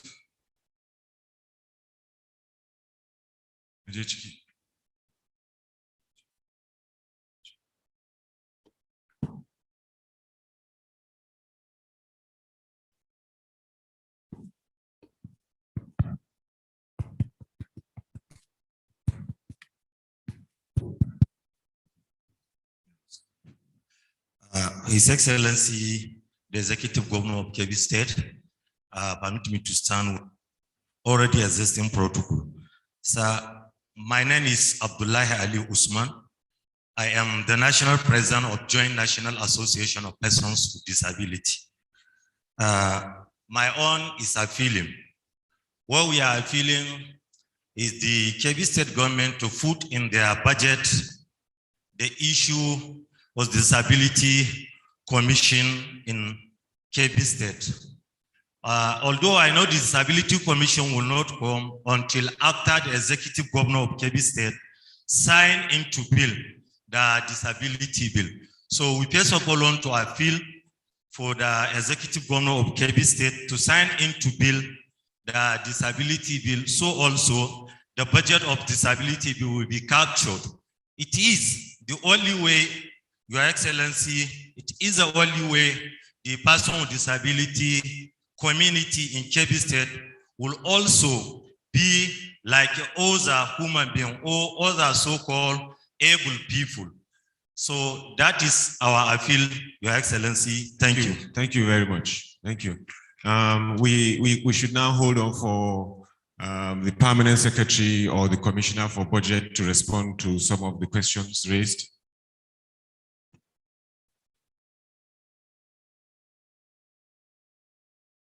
Much. Once again, good afternoon, everybody. I want to respond to two particular questions. The first one is on why our IGR is low. Like I mentioned during our presentation, you've seen a year-on-year increase in IGR. So we are on the path of recovery, but as part of COVID response, we had to introduce tax reliefs. So we had to balance the need for the economy to recover against the extent of revenues that the government wants to generate. So that is one of the, like I mentioned, that tax relief has been ended at the end of September. So we expect that with the new rates and tariffs that we've put in place, we should see a significant jump in revenue. There was also the question by my older brother Nasser Karofi on the size of the budget, where he was concerned that it was too big. As His Excellency usually says, the size of our budget reflects the size of our aspirations. So sometimes when we make these budgets, we don't do them in the knowledge, we do them with, like I mentioned, this year's budget was designed using a medium-term expenditure framework, which meant that we took the historical revenue and expenditure trends and arrived at what we are at. So it's from a scientific basis, this budget is not too big. It's not too big. It will only be at the end of next year if we don't meet our targets. But we believe that these targets can be met in terms of revenue and expenditure. Yes, I think. And again, to add to what the Honorable Commissioner had said, I know that at the Ministry of Budget and Economic Planning, as part of ensuring that people participate in governance, we organized the essay competition in order that we take ideas and observations from the general public. And we got a number of contributions that are very, very wonderful in a way that when implemented, certainly our revenue will skyrocket. Somebody talked about issues in the environment. I don't know if the Honorable Commissioner for Environment is around or his permanent secretary. Okay. You know, before then, if you want to add to that first question, no, you can do that. You can do that if you want. The Commissioner of Environment or the permanent secretary should come up to respond to.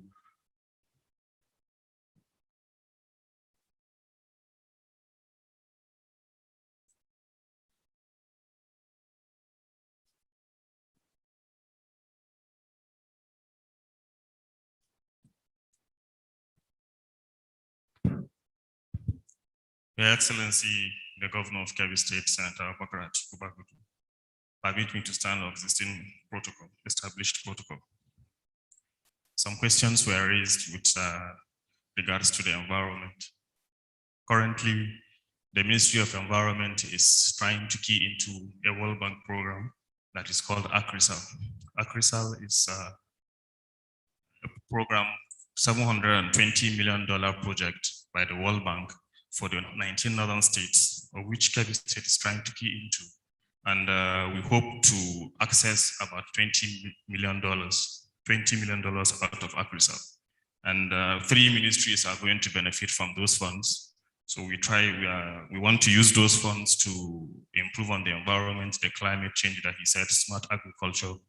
We also have provision to renovate the Zuru Dam, which is about 2 billion naira. There is also provision to construct artisanal boreholes, about 25 of them, all from ACRISAL. There is also the project of constructing about 10 new art dams. We all have the designs, we have the locations to do that. So I believe there was Yuri who mentioned that we all have those plans on board. There is also provision in the 2022 budget to construct dump sites, not just in Birnin Kebbi, but in the whole state. We have that provision as well. So we all have that in plans. We all have those plans. There is also the provision. There is also the proposal to move the sanitation department in Kuda to Ministry of Environment. There is we are currently having shortage of staff, both from the Ministry of Environment and Kuda as a result of retirement, but efforts are being made by the government to get more staff on board to improve on the sanitation, which the gentleman raised. And then as for climate change, yes, climate change is an issue the whole world over, not just in Kebbi or Nigeria as a whole. We currently have plans to improve on that. His Excellency graciously approved Kebbi State to be a part of ICLI. ICLI is a convention of cities all over the world, which about 15,000 cities are signatories to that. Kebbi State is a signatory to that, and we hope to access climate change funding through that. There's a possibility that we can get up to 10 million euros, which we are working towards that. We recently got the certificate of admission into ICLI, which is a step forward for the state. So I believe we are working towards all these problems that you are saying. We are working towards solving them. And inshallah, from this 2022 budget, by the time we get all this funding, these problems will be a thing of the past. Thank you very much. Thank you, Honorable Commissioner. There was a question on constituency projects. The Permanent Secretary for Budget and Economic Planning has some explanation. Your Excellency, thank you once again. I just want to respond to the question raised by Nasru Karofi on lack of constituency projects in the budget. I don't know what is obtained at the national, but the first time we discussed with the honorable members of the House of Assembly on how to include constituency projects, it was agreed that we shouldn't just write them out on the budget and say and call them constituency projects. And so we discussed with them on the sort of projects they want to execute, and they said they are interested in rural feeder roads, construction of Islamiyas and mosques, and also provision of boreholes and empowerment programs. If you listen to my presentation, under rural roads, we spent about 2.9 billion, and some of these expenditures are some constituency projects of honorable members. Also, Islamiyas and mosques, we've also spent 1 billion. Some of that is part of their constituency project. And especially the empowerment program that was conducted under the Ministry of Women Affairs, about 364 million was expended, and all this by the honorable members. Then we have water projects constituting about 743 million. But some of those projects were also constituency projects. I don't know if going forward, maybe in the 2022 budget, we are supposed to itemize and classify constituency projects as constituency projects. I don't know whether that's allowed, I don't know. So this is the response on the issue of constituency projects. And again, okay, I had wanted to say something on IGR, but the Chairman Board of Internal Revenue is very much around to give clarifications on tax nets, who should be enrolled, and why do we have, I cannot say dwindling IGR, because our IGR has been on an increase. It's just that it's not really where we want it to be. So the Chairman Board of Internal Revenue, please can you come over? Thank you.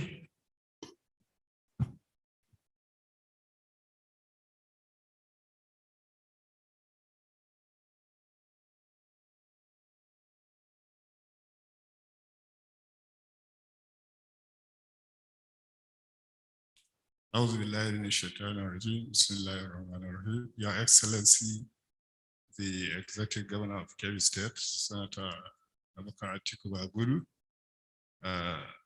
all protocol duly observed.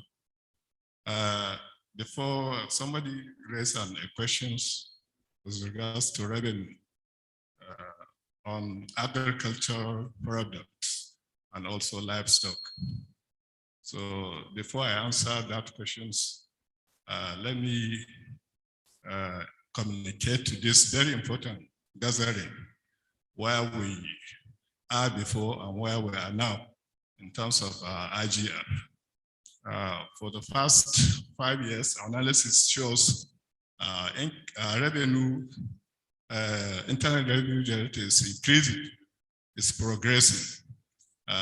If we look at 2017, the whole IGR that we have collected in the state is just 3.7 billion, 3.7. Then coming to 2018, there's increased, a bit increase to 4.8. 2019, almost doubling. We have 7.8 billion. 2020, we have 12.2 billion. And even this year, we're expected by the third quarter, we have 8.8 billion. So actually, our revenue is increasing, it's progressive. So certainly with the laid down laws that have been passed and accepted by His Excellency, we expect more revenue to be generated for the state. And adding to that, some of the dormant revenue sources have been activated. So it will now start functioning. So coming back to the questions that have been raised by Abubakar Kalgo in respect of agricultural products, actually we noticed that one, and we have been doing something to overcome the challenges. We are working hand in hand with the Ministry of Agriculture, likewise the Ministry of Animals and Husbandry, to see how best we can solve and we can collect much revenue from that side. So we are on it. If not because of this meeting, we scheduled meeting to be held today, but unfortunately because of this one, we will not hold it. So let me assure the citizens of this of the state of Kebbi State, will do our best. We will continue to do our best to increase revenue generation for the state. Thank you.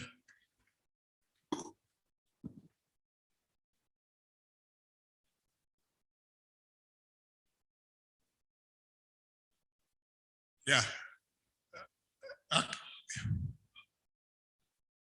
Okay. Yeah.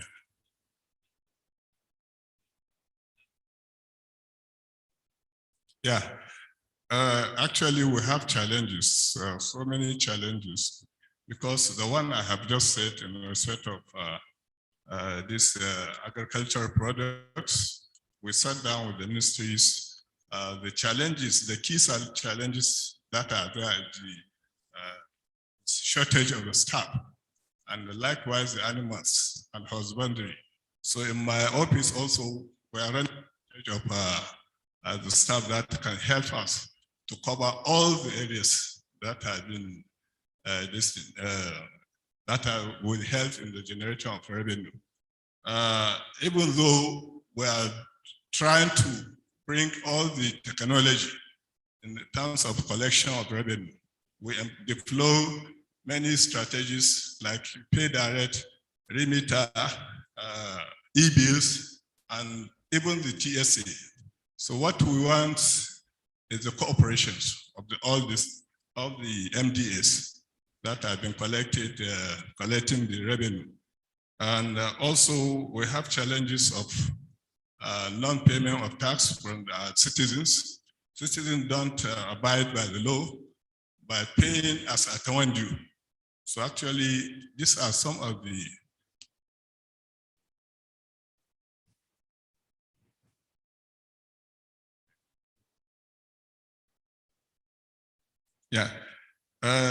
our tax base, generally, the public servants and the public servants have the larger number of our tax base, because all what we are collecting, generally, if we look at it, will just realize that all the tax that are coming is on public service. So the individuals of the state, the wealthy individual in the state are not contributing. They are not contributing much as like the public servants are contributing. So,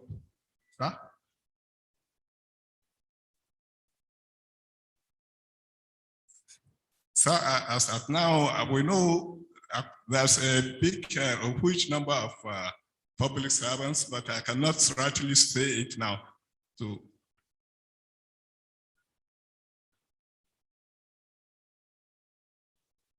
right now we have more than 150,000 taxpayers that exist.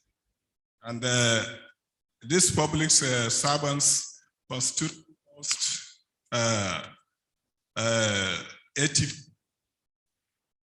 taxpayers, 80%. Yes. So only 20% that constitute this. Yeah?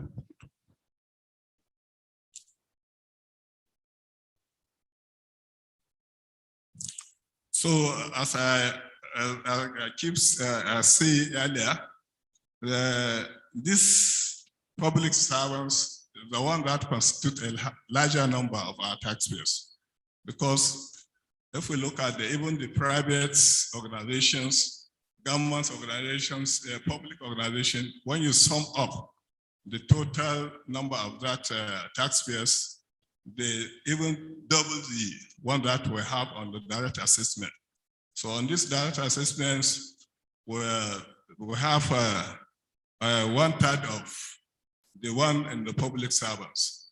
So this is actually what exists now. But we are trying to look at the potential taxpayers who are not being captured in the tax net.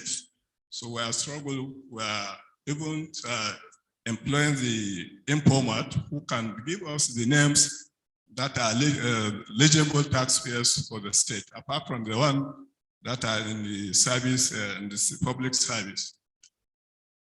So I think with this note, I will stop here and thank you for listening. Thank you, Chairman.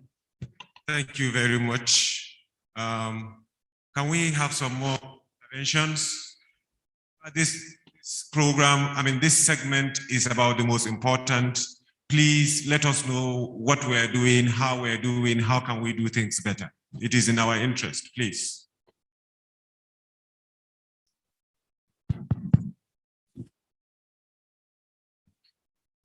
His Excellency, the Executive Governor, Kebbi State, Raja Araka, Senator Abakar Wagudu. My name is Comrade Napi Umar, the Chairman, Youth Advancement, Reorientation, Counseling, and Advocacy, popularly known as YARCA. I want to thank and show my appreciation to the government for helping the younger ones to becoming self-reliant. And also advise Kebbi State government, they should add more vocational training school in Kebbi State. For instance, now we have one dilapidated school or incompleted school in Amberstown. If Kebbi State government completed that school to becoming vocational training school is another development. We are now reducing the degree activities in the Kebbi State government, in Kebbi State, and also it is another way to help younger ones to become self-reliant. We are going to reduce unemployment in our society because definitely we have abandoned younger ones who are doing nothing in our society. If Kebbi State government can make that school to becoming vocational training school, inshallah, development will come. So Kebbi State government shall think what I said and do something about the vocational training school institution in Kebbi State. Thank you very much. Thank you.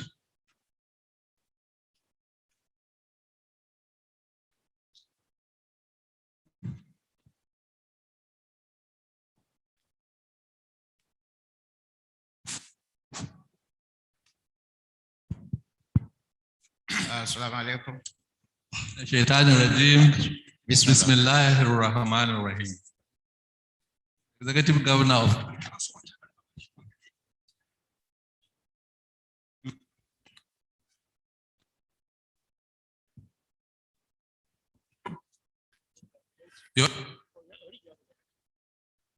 My name is Abubakar Sahabi Kwazo, representing His Royal Highness, the Emir of Zuru, Major General Muhammad Sani Sami Goma II. I have two to make. The first one, the document submitted by the Permanent Secretary and the Commissioner of Budget are documents that want to go up and what is happening on the budget. Since we don't have copies of those submissions, we would not have the opportunity to follow the performance of the budget. The second observation, since the Commissioner for Environment, I have observed the rate at which cut and converted into charcoal is unprecedented. I hope the state government will look at this issue and see how to help the environment. Thank you.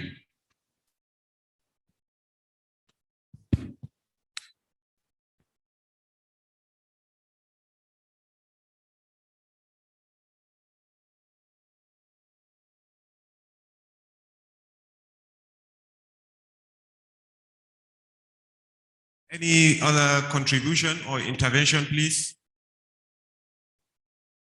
Okay.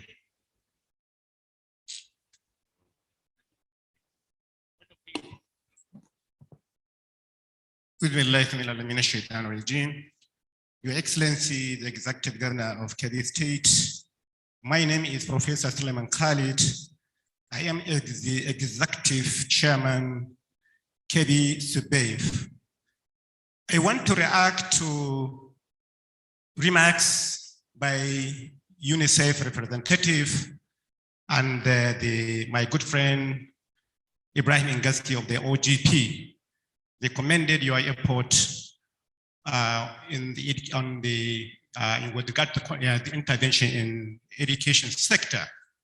But let me particularly draw the attention of this House to the significance and the importance that state government attached to education. UNICEF was quoting close to 20% budgetary allocation to education. Our calculation, which is independent of the formal one, official one, either by budget and economic planning or UNICEF, is actually somewhere close to the UNICEF's international standard of 25% of budget to education. Definitely it is more than 20%. In the previous years, budget allocation, you yourself stated from the UNICEF, is somewhere around the region of 23 and 24 by the state government for the first time. But then when the budget and economic planning department called me, I drew their attention to huge expenditure by the state government, which is not captured by the budget, in the budgets. Most of the expenditure relating to VESDA, many of the expenditure relating to development partners, and there are a number of interventions by the individuals in the education sector which have not been captured. We are currently continuing to, but let me again say that, did we care to take a look at the percentage allocation to education, or budgetary allocation to education at national level? At national level, federal government, for the last 3 or 4 years, it has been less than 8%. Here we have a state government that is allocating over 20% of its budget to education, something approximating the international UNICEF prescribed allocation standard of 25%. I think that should be commended. And Ibrahim of the OGP made reference to dilapidated structures. I always tell friends when we meet, why is it that people are quick to show the dilapidated structures and they don't be just and fair to us by showing the huge investment that the government is making in the provision, in the construction, renovation of learning environment. Let me quickly tell you what has happened in the last 3 years, 2019 to 21. And when they called me with regard to budget performance, I said, if your average is 32, in Subev, it is 82%. And by end of next month, it will be 100%. And we actually have 4.7 billion to spend.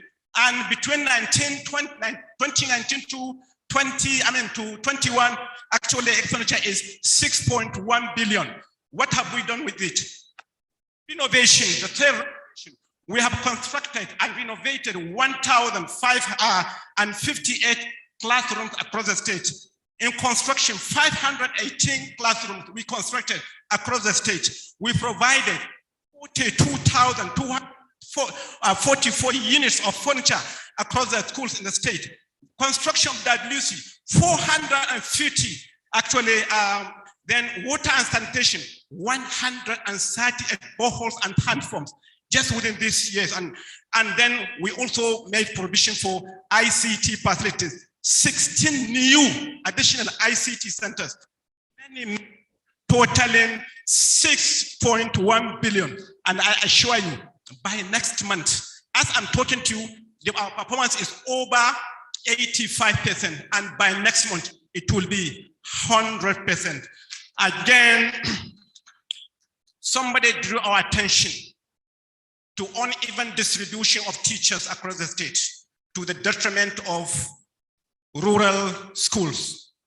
But again, yes, the urban bias is always there. But with regard to Kebbi State, yes, we have the challenge of teachers.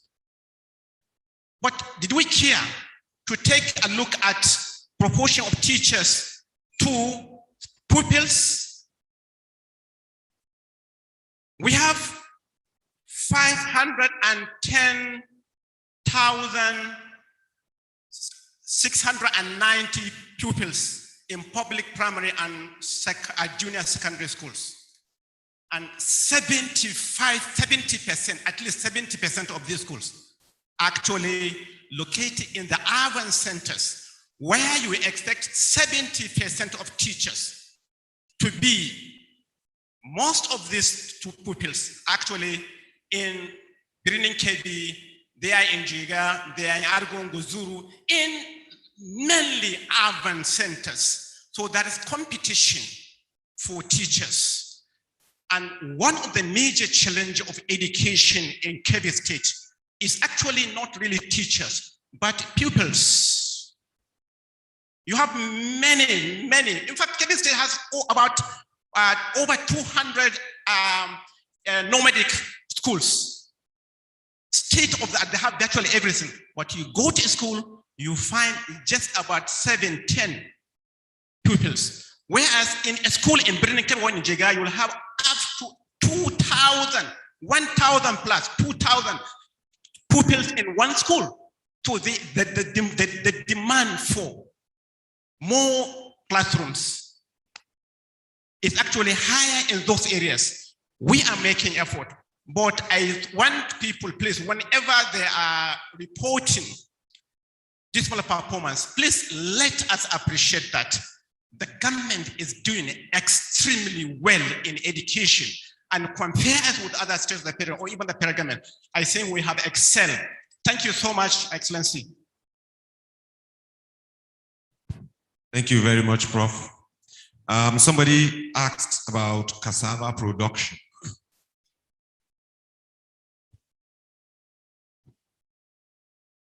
Someone talked about what the state is doing on cassava production.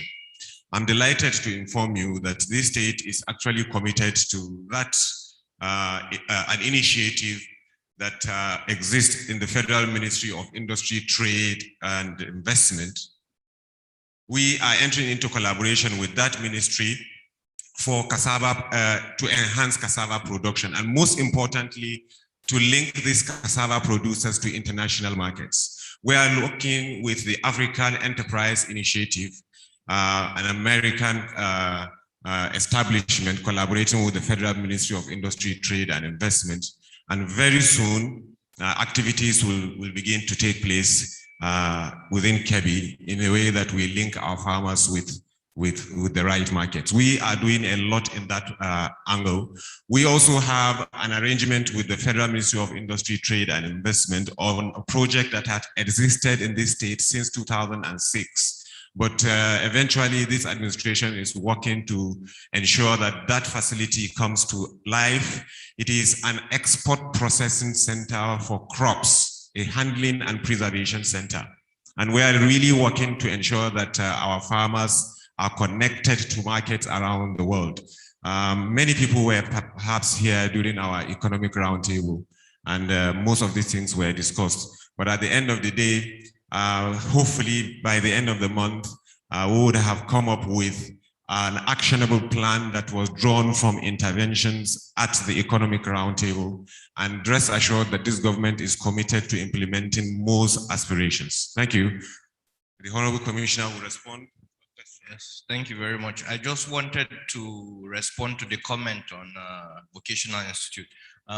Sometime in July, a letter was sent to His Excellency the Governor conveying presidential approval for the establishment of the Agricultural Machinery and Equipment Development Institute building Kebbi. So the NASENI, the National Agency for Science and Engineering Infrastructure, is going to come and help us establish that institute. So I thought I could share that information. Thank you very much. Thank you. I also just got information that all Emirate councils were given this budget submission, both copies, the ones in Hausa and in English. So perhaps there was some miscommunication somewhere, and that was why it was probably not delivered. We can also take some additional interventions.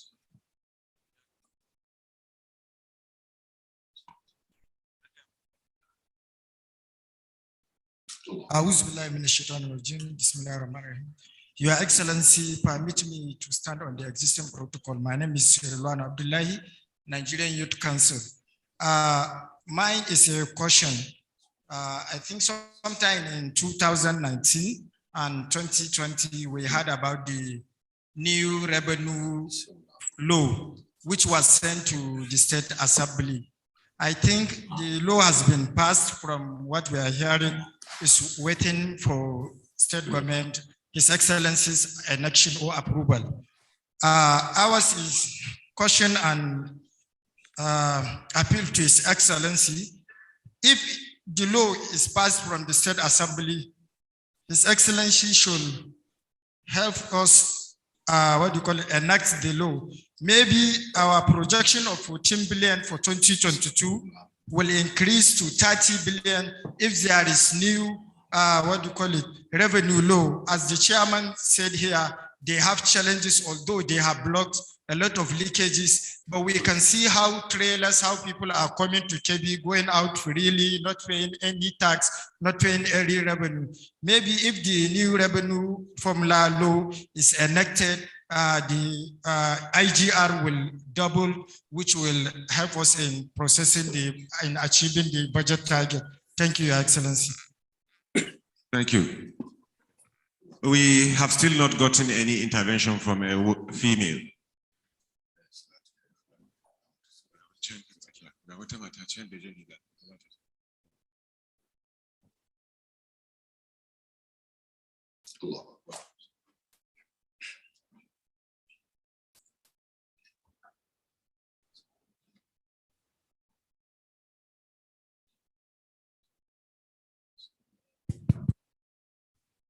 Thank you.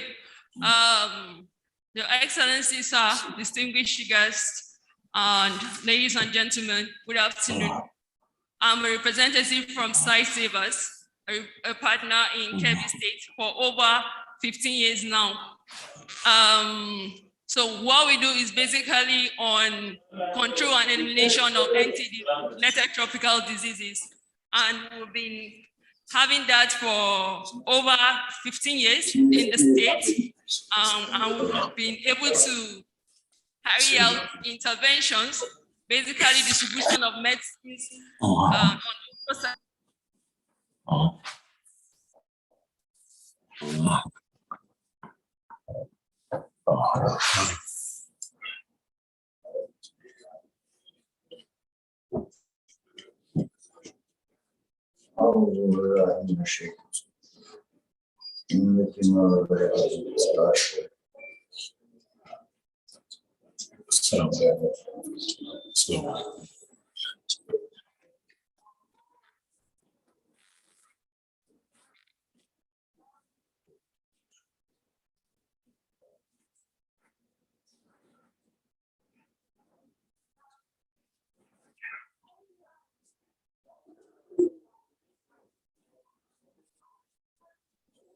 And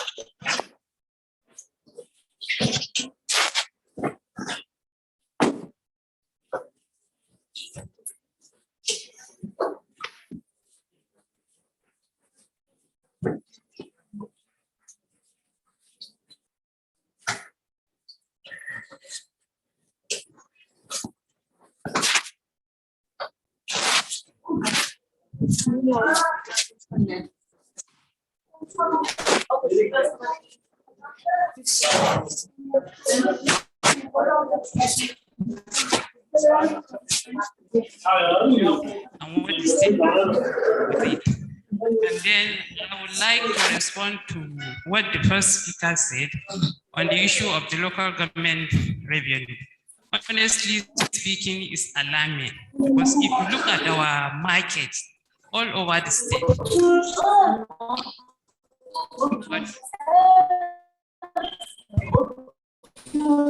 if they are very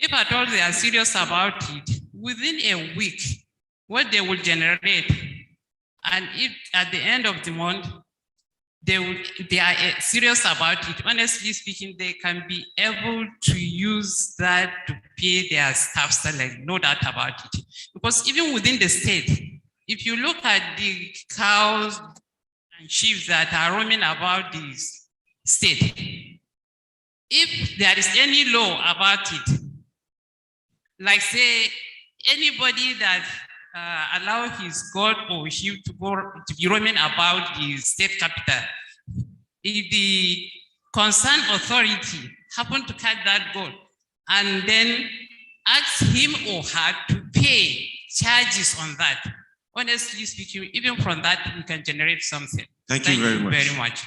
Thank you. The interventions are winding out. Maybe we'll take the last two and we'll go to the next agenda. Banula.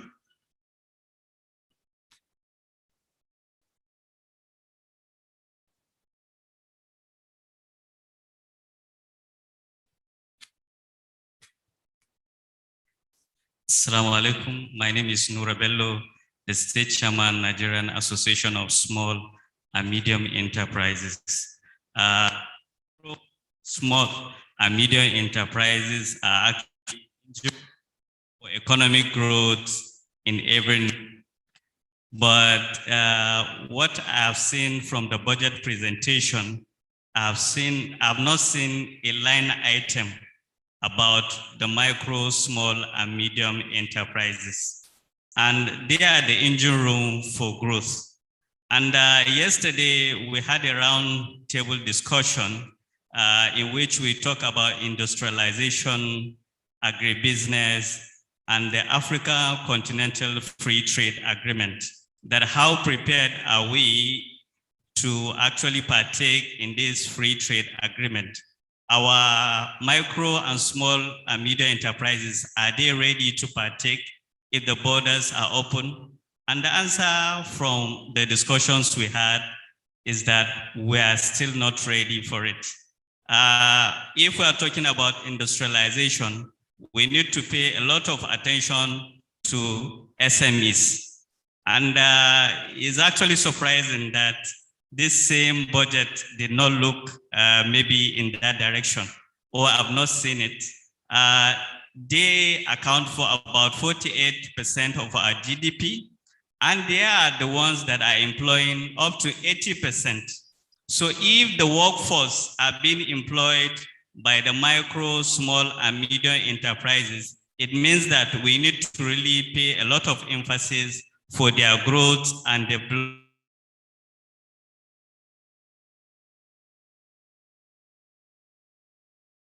Maybe like Kano, Rivers, Lagos, why they are very good or high in collection of IGR is because of the number of companies that they have.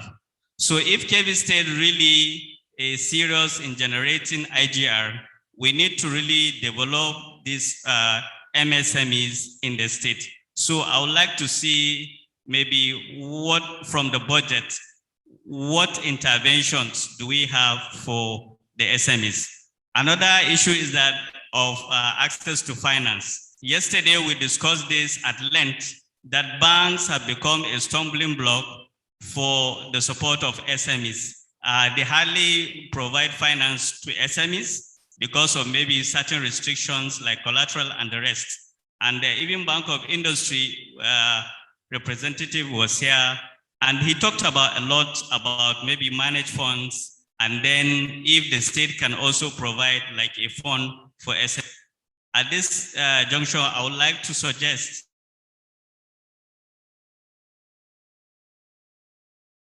can provide a fund that can be managed by BOI, like he has done in the past, for SMEs to really grow vis-a-vis the pandemic that has actually affected a lot of businesses. Thank you. That will be the last intervention. Can I go ahead? Hello, assalamu alaikum. I am by name Yakubu Mohammed Yawuri, the project coordinator, Nigerian for Women project. I feel this is a very good platform that I would really share with people to understand what we are doing in Nigerian for Women project. Your Excellency, the Executive Governor of Kebbi State, I want to stand on already established protocol. I have to confess, appreciate the effort of the Executive Governor of Kebbi State, His Excellency Bakar Atiku, for his excellent leadership and good governance that have transformed the lives of Kebbi State from the exception of this administration. Despite the economic challenge crisis in the nation, His Excellency has defeated all odds to deliver on his agenda, including infrastructures, education, health, youth, and social development. I also appreciate the Ministry of Budget and Economic Planning for the strategic and innovation in consolidating the 2022 budget. Beyond reasonable doubt, the focus of His Excellency captured in 2022 is going to be flourishing and fulfilling to be a good governance and good people of Kebbi State.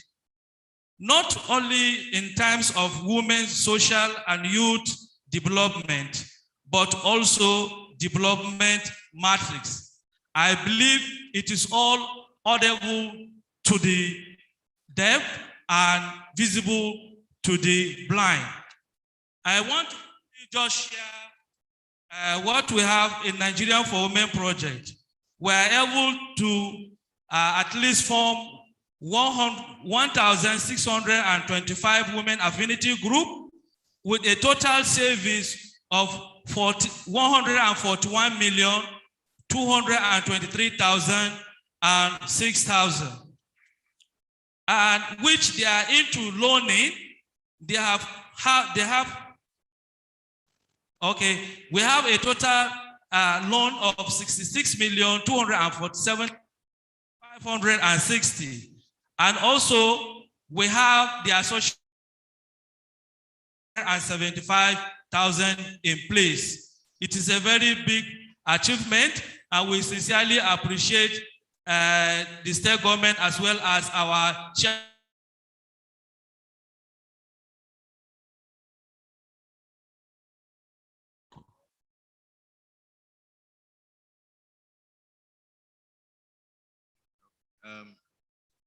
Thank you very much for that intervention. I just also wanted to respond to the comment by Nura Bello where he asked what was in the 2022 budget for small and medium enterprises.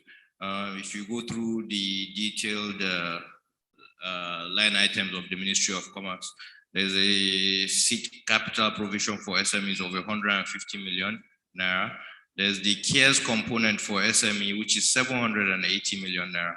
There's a provision for zero oil targeted at SMEs for 50 million naira. There's an export development provision, again targeted at SMEs million naira. But even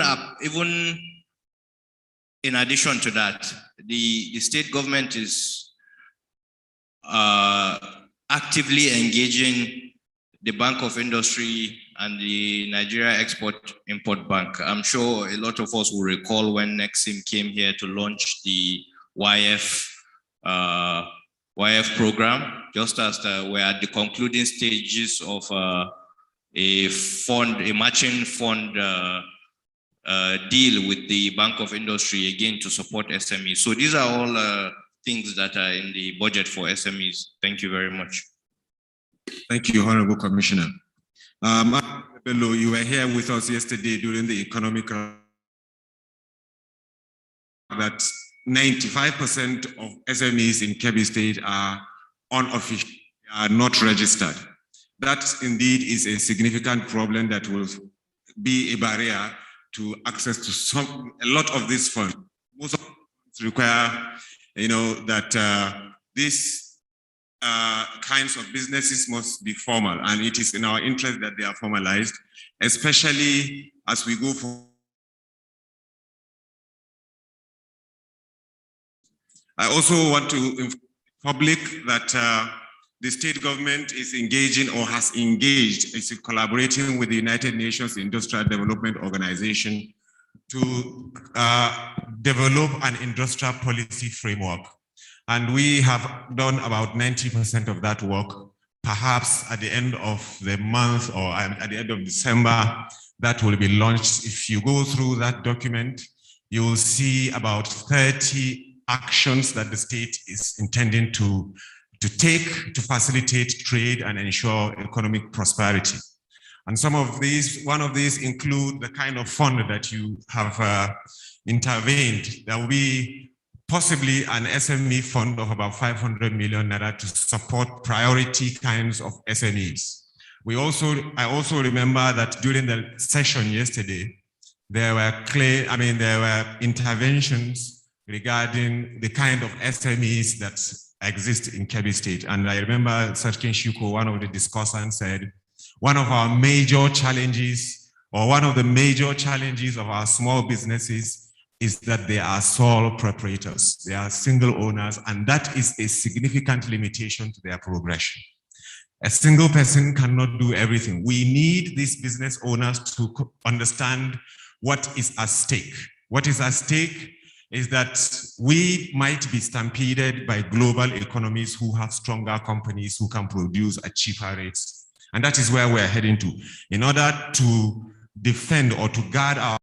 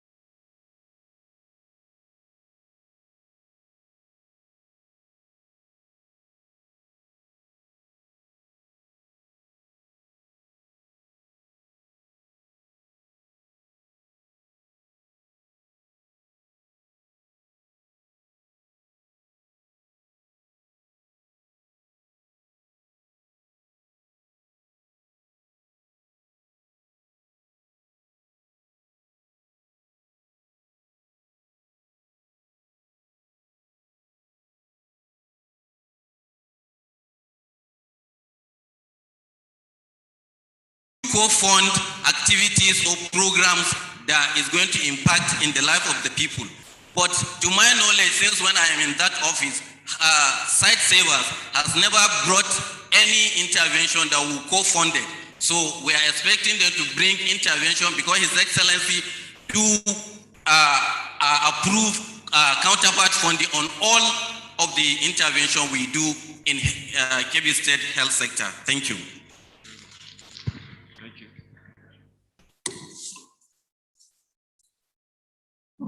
Much for that clarification. Okay. Auzubillahi Bismillahirrahmanirrahim. Your Excellency, the Governor of Kebbi State, and all other invited guests. I only wanted to make an announcement on the question that somebody asked about the vocational training center. There is a development now from the Nigerian Automotive Design and Development Council that they requested for a land from Kebbi State where they want to establish a mechanical workshop. And they were asked to choose where they want to do it here in Kebbi State, and they have chosen Waziri Umaru Polytechnic, where we have given they were given a land and the construction is underway. That will be an opportunity for all of our youth who want to have a quality training on auto mechanic. They can come there, good training. That was an effort from His Excellency, the Governor of Kebbi State. Thank you. Thank you very much, Honorable Commissioner for Lands. Like I said, I thank you for giving me the chance to moderate this program. However, I also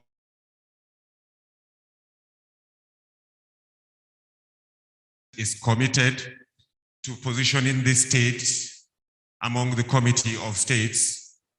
Particularly, we recognize at the end of yesterday's session that Kebbi State is more logically positioned than any other state in northern Nigeria to enhance the national revenue base if they recognize that Kebbi is the closest location to West African market.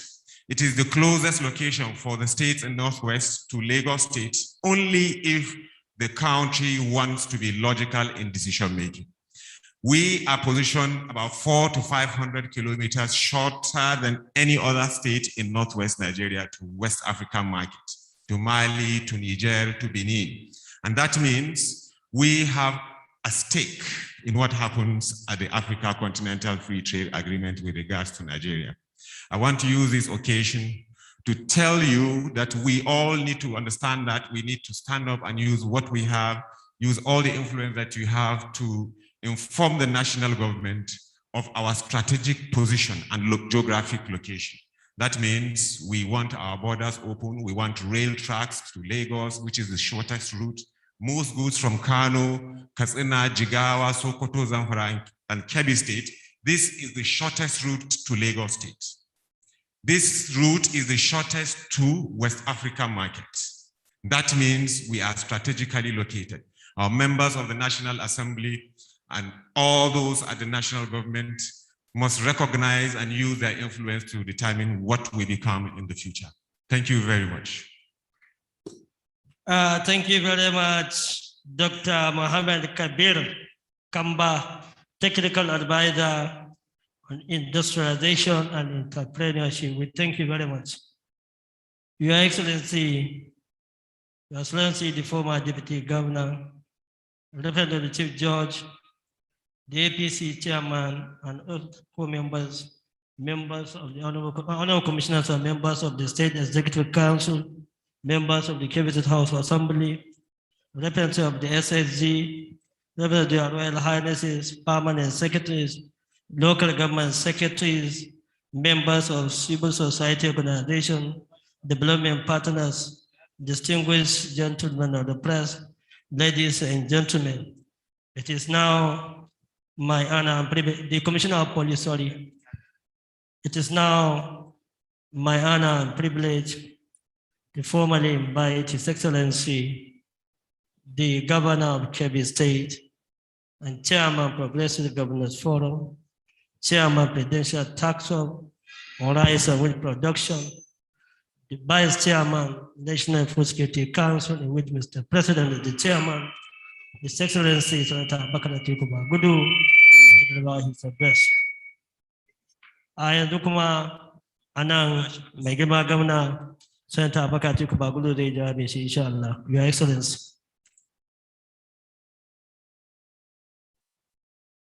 I think that you have to reduce because I have to contact.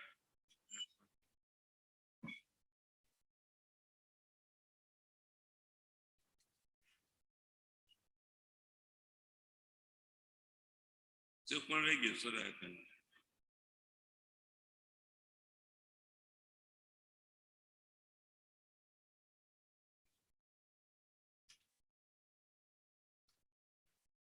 The Chief of Staff,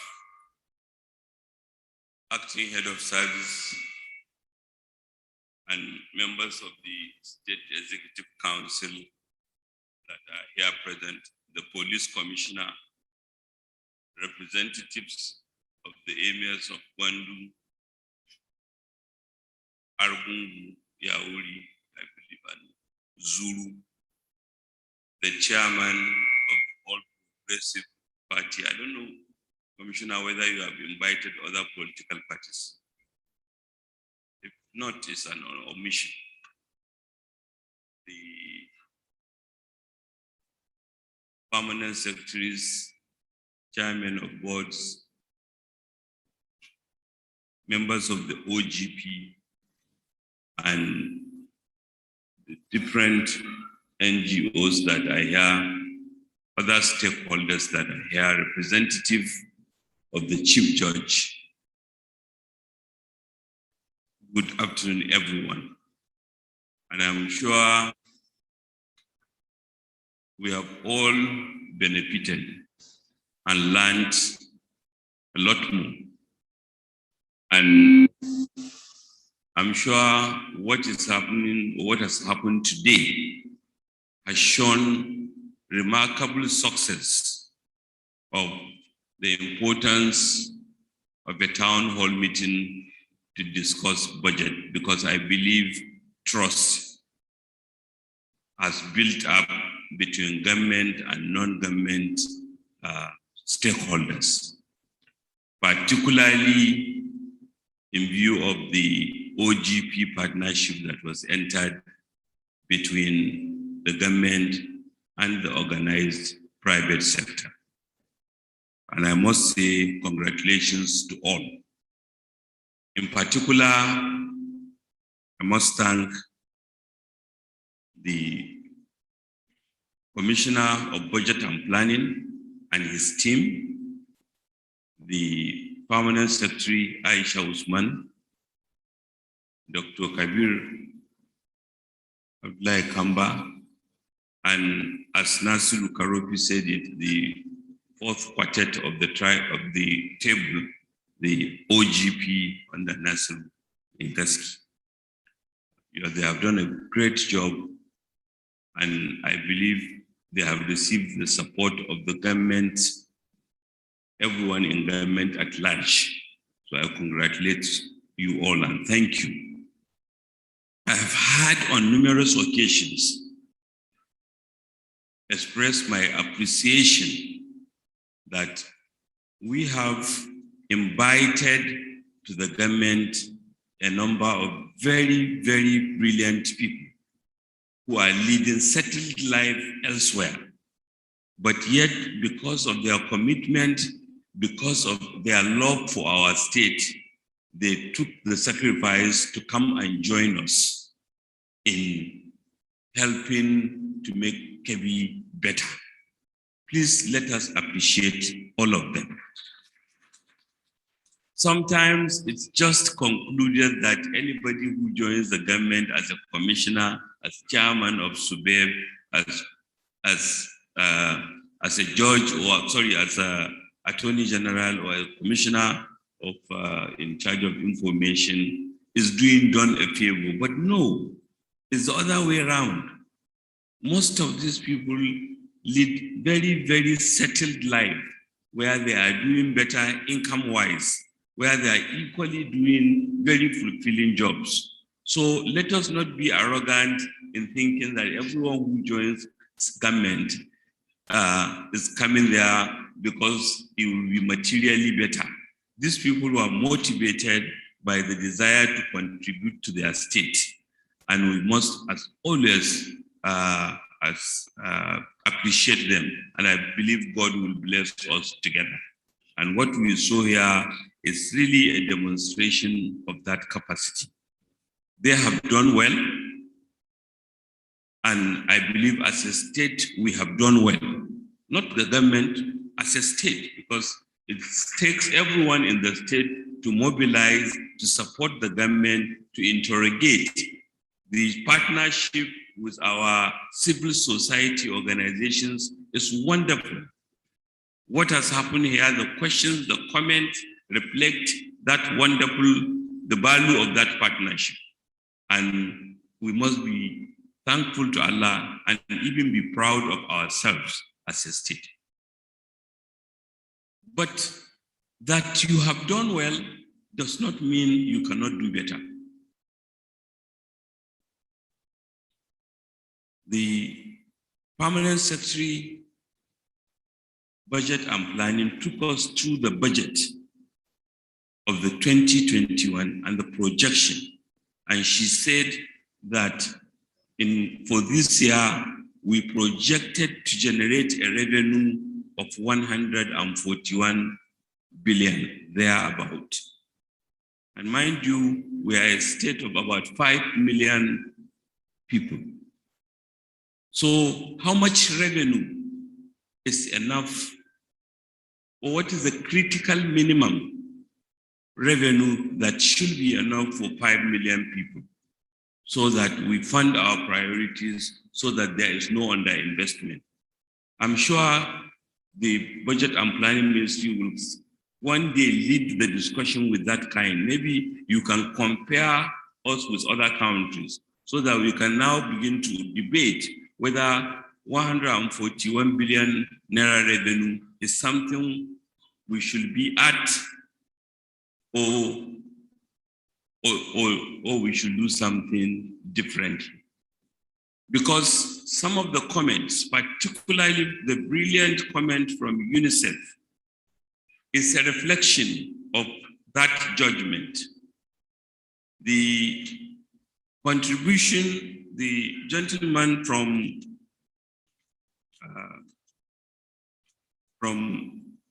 UNICEF, Isia Ibrahim,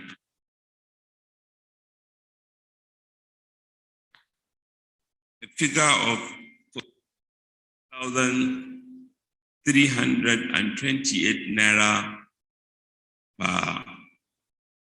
per pupil. That is what, in his estimate, we are spending, even though the chairman of SUBEB said it's a little bit more. So even if it is 10,000 naira per pupil, how does that compare to where we should be? Yes, we are doing well, but how does that compare to where we should be? I guess I believe in my last appearance in this hall, I quoted an OECD study. OECD stands for Organization for European Cooperation and Development, which is a club of most of the most developed countries, even though they have been inviting other countries. And that study analyzed spending per pupil in different countries. And in the USA, it's about $16,000 per pupil. The average in the OECD countries, mostly European countries, about $12,000 per pupil. And Brazil, Mexico, countries that are closer to us development-wise, are doing $2,400 per pupil. The only African country in that analysis was South Africa, which was doing $1,800 per pupil. So because of this, or as a result of this, it was extrapolated that for you to run a good primary education system, you must spend nothing less than $700 per pupil. Well, I don't think you should clap to that, because we are not near that. So $700 per pupil. But here is the UNICEF representative in Kebbi telling us spending $160 per pupil, or close to $200, at most $200 per pupil. So that means we have a funding gap of $500 per pupil in order to have our primary education system right. And we are here all gathered here. Particularly, we have our development partners, the UNICEF. What will be helpful is for the UNICEF or somebody in the audience to say, well, you are wasting money here. So if you can reallocate this money to this, we can achieve that objective. And if we are not wasting money in our presentation, there's nowhere we are wasting money, then our development partners owe it to us to lead discussion so we can have a meaningful dialogue with development partners so that we find that funding gap. Because Nigeria, among other countries, historically supported the creation of the United Nations system, where we say, among others, education and health are universal rights. We should help every child on earth to be properly educated. The world will gain from it. We should help every child in the world, every person to get proper health care. The world will benefit from it. So I believe this interrogation, this introspection process should help all of us, should help us to know how far we are from where we ought to be, and also to help all of us, particularly those outside government, particularly traditional rulers, our NGOs, that in engaging with development partners, we must draw their attention that, look, we are doing the very best we could, but we are not achieving the objectives that we want. And you are being too meager in your engagement with us. I remember, maybe my chief of staff can remember, when I was sworn in, the first meeting, I was under a lot, considerable pressure to sign the work plan with UNICEF. And after a lot of preparation, back and forth, the UNICEF representatives came from Sokoto, I think. And what were we going to sign? It's a work plan of about $10 million over 3 years to be shared between Sokoto, Kebbi, and Zamfara, which is disappointingly too small. I'm not dumping our problem on UNICEF. Please get me right. We can do better, and I will come to that. But we are shy of telling development partners that they are not doing well. And I believe our NGOs from Kebbi, public officers from Kebbi should note this, study this, interrogate this, so that anywhere the opportunity presents itself for somebody from Kebbi to interact with the development community, we should be armed to say so. But again, it's the same thing with primary health care.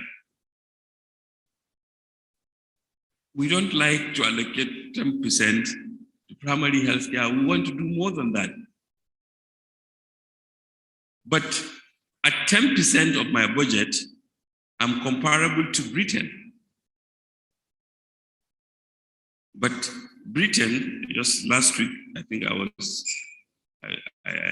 presented a keynote address at International Cancer Week. But Britain with 62 million people have a budget, an NHS, National Health Service budget of $176 billion because they are much wealthier than us. So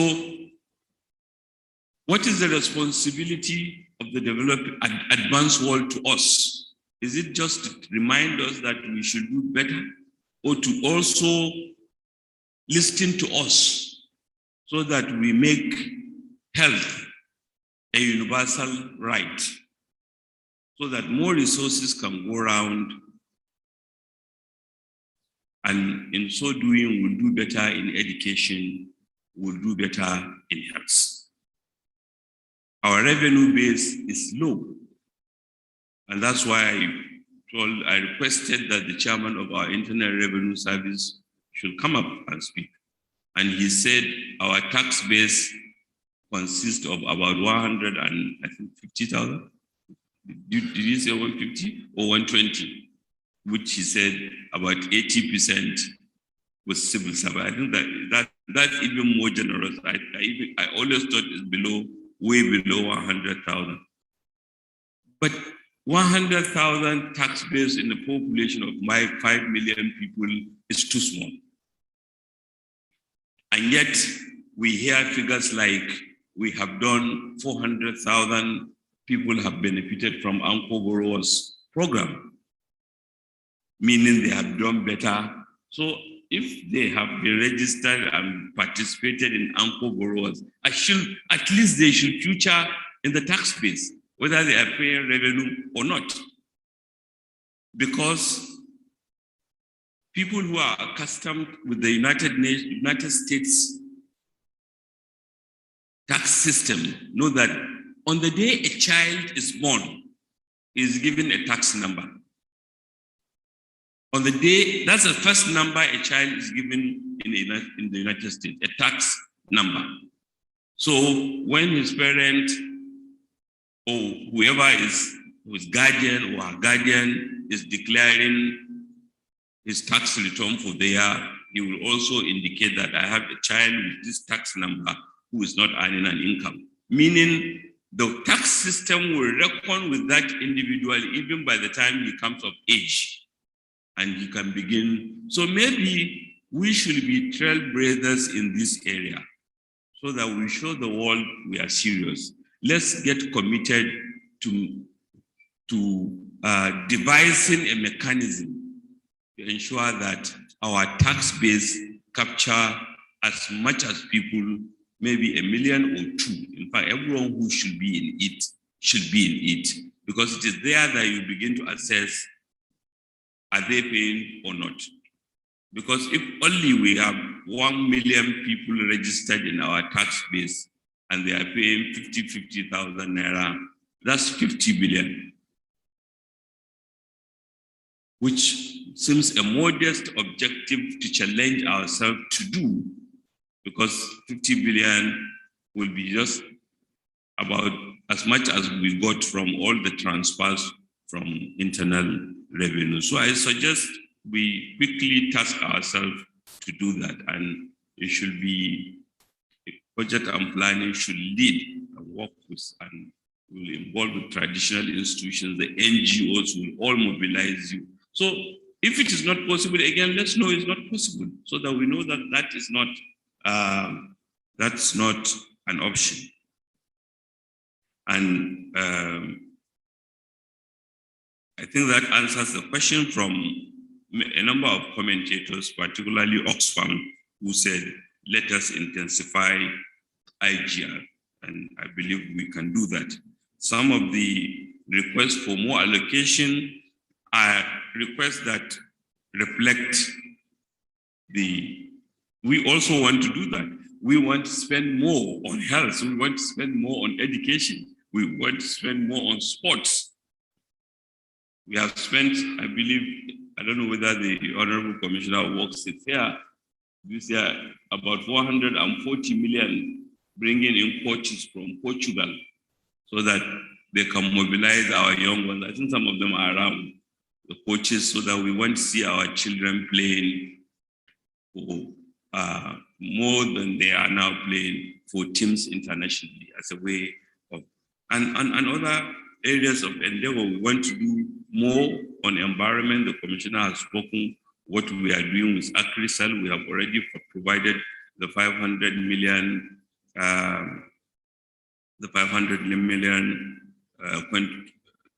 what is it called?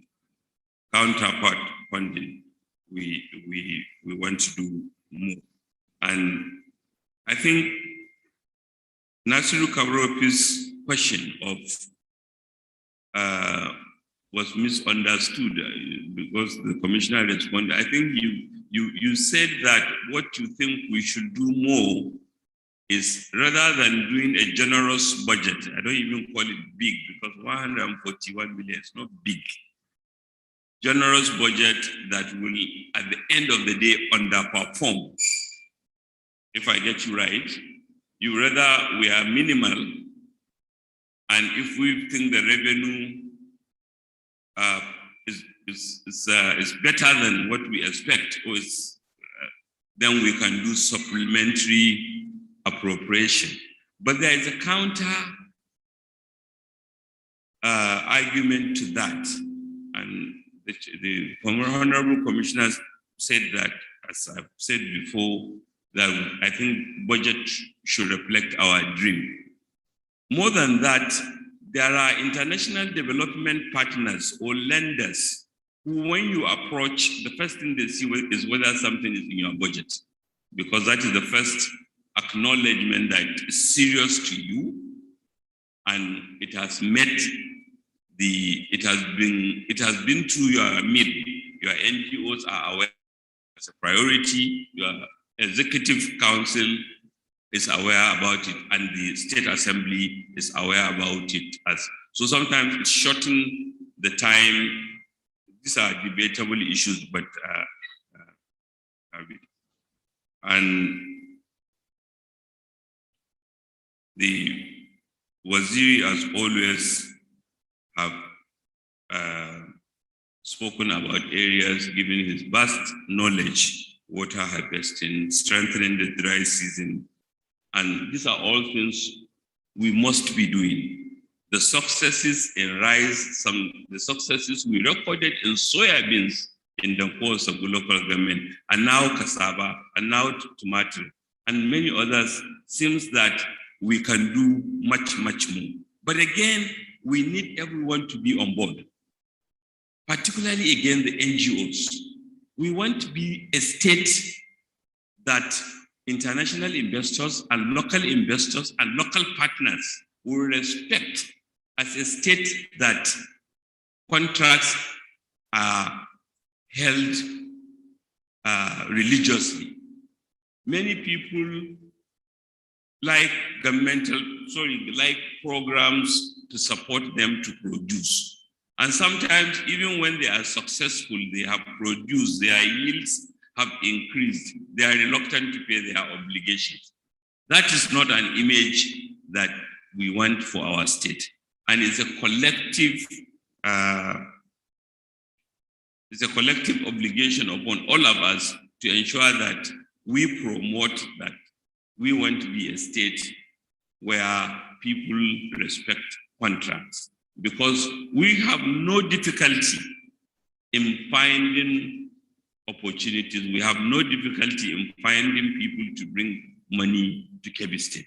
But we can't if there is the fear that we don't respect And as we have seen from our budget, more than anything else, the government resources are not there. So we must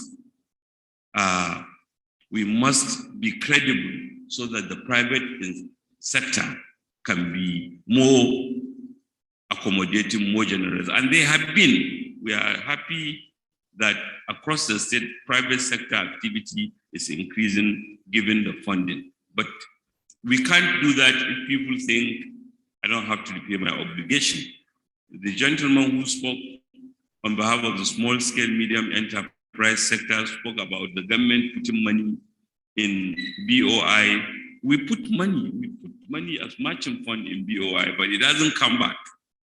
And the whole idea of putting that money was that those to whom it is given, if they return it, it can be available to support others. So this again, so we challenge the medium and small enterprise sector to also give us a model that can work, because we don't have the money to give as grant. But we can find enough money that can make the can fund our MSME sector without difficulty. So Professor Khalid in his answer sounded defensive. I don't think you are being criticized. I don't think you are being, no, you are doing well. Your board is doing well. But the issue is, no matter how much you are doing, we must be humble enough that because of limitation, we cannot put all the infrastructure quick enough, fast enough. What we can do, we are doing, ensure that there's more value for money. Use the one you have judicially, task your staff, but you must acknowledge that you don't have enough. You have done well, you have provided chairs, but indeed, you need 10 times the chairs you have provided. You have done well, you are putting new classrooms, but you need 10 times the classrooms you provided. It's not your fault. It's a function of the limitation of our income. So let's all agree it. Let everyone in this room agree, so that if we call for more tax, people will support us. This is what we need it for. I think that's the way I look at it. You made a mention of figure of 510 million pupils. So if you have 510,000 pupils, given what I said is the global threshold of $700 per pupil, you need about $350 million. $350 million is almost 180 billion naira.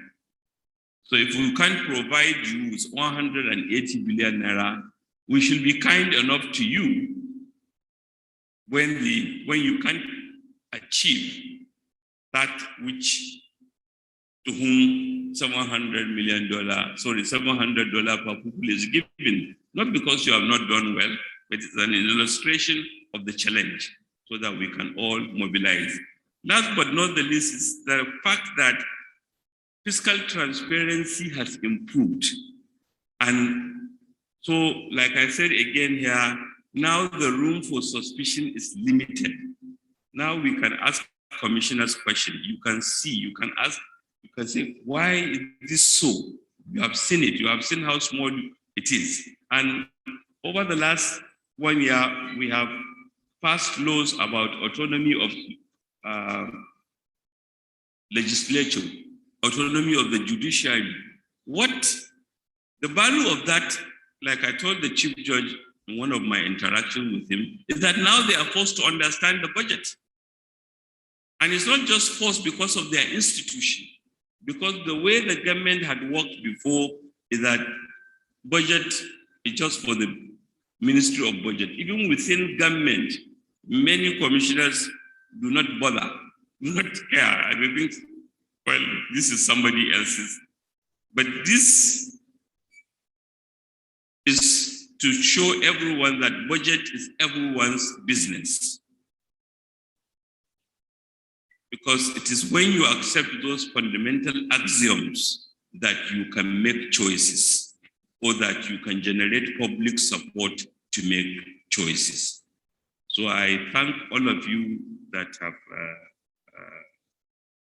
come here. I think somebody asked about revenue law. I think I have signed it. I think I was even waiting for them to bring it from the State of Assembly so that I can quickly. I'm disappointed that you don't know because maybe you have not been charged the new rate. The acting permanent secretary of the Local Government Service Commission contributed in her remark that if the local government are serious, they can raise revenue that can fund a substantial part of their. I'm shocked that she was saying so because I thought she should have fired somebody or she should have recommended somebody to be fired. If we can't hold people accountable, including governor, we can't fix this. And let Kebbi State be a state where everyone is accountable. I thank you very much for coming. Thank you very much. Thank you very much, Your Excellency. We thank you very much. A one-time university lecturer, Department of Economics, that's Madam Foley University, Sokoto. Your Excellency, we thank you very much. Thank you very much.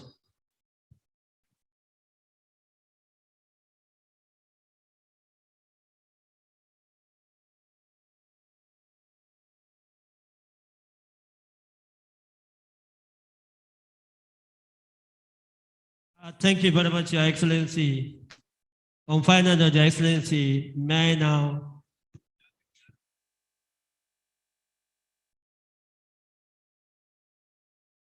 invite the Waziri Mbandu, Alhaji Abdullahi Umar Waziri, to please kindly give us the closing prayer. Sallu ala Nabi Sallallahu Alaihi Wasallam.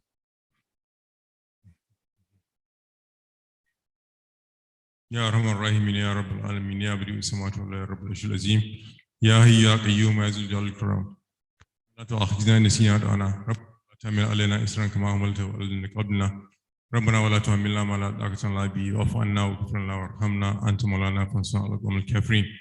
We thank Allah subhanahu wa ta'ala for bringing us to the end of this meeting. For all the things we have done wrong, may He forgive us. For all the things we have done right, may He reward us. May He lead us, may He bless this great state, may He bless this great country. Bismillahir Rahmanir Rahim. Laqad ja'akum rasulun min anfusikum azizun alayhi ma anittum harisun alaykum bil mu'minina rahim. Wa in tawallu faqul hasbiyallahu la ilaha illa huwa alayhi tawakkaltu rabbul arshil azim. Sadaqallahu al-azim. Alhamdulillahi rabbil alamin. Hasbuna. Your Excellency, distinguished ladies and gentlemen, the national anthem. Taken as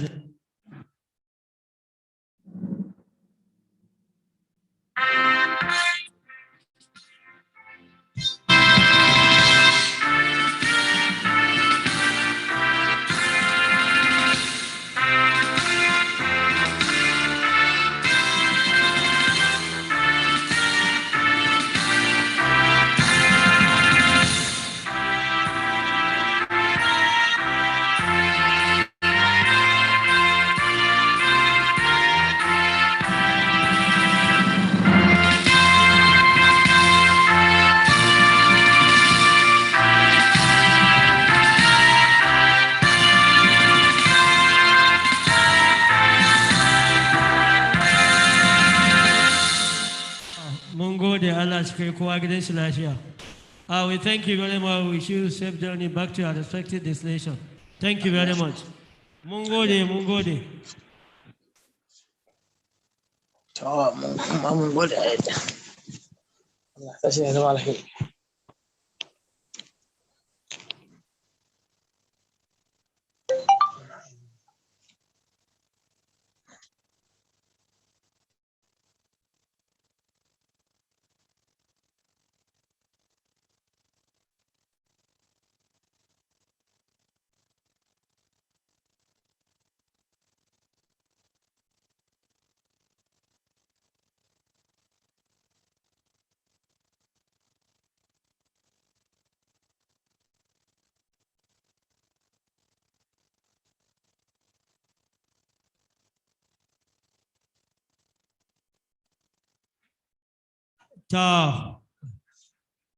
Mun gode kwarai Allah shi kai kowa gidan shi lafiya.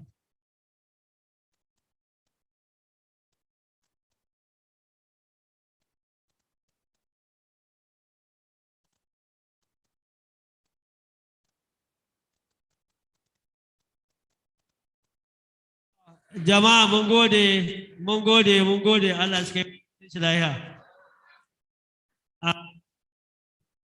Allah shi mun gode. Thank you very much. Don Allah sai a bi wannan hanya ta gaban saboda a yi shi abubuwa na nan drinks da sauransu da aka aje. Don Allah a bi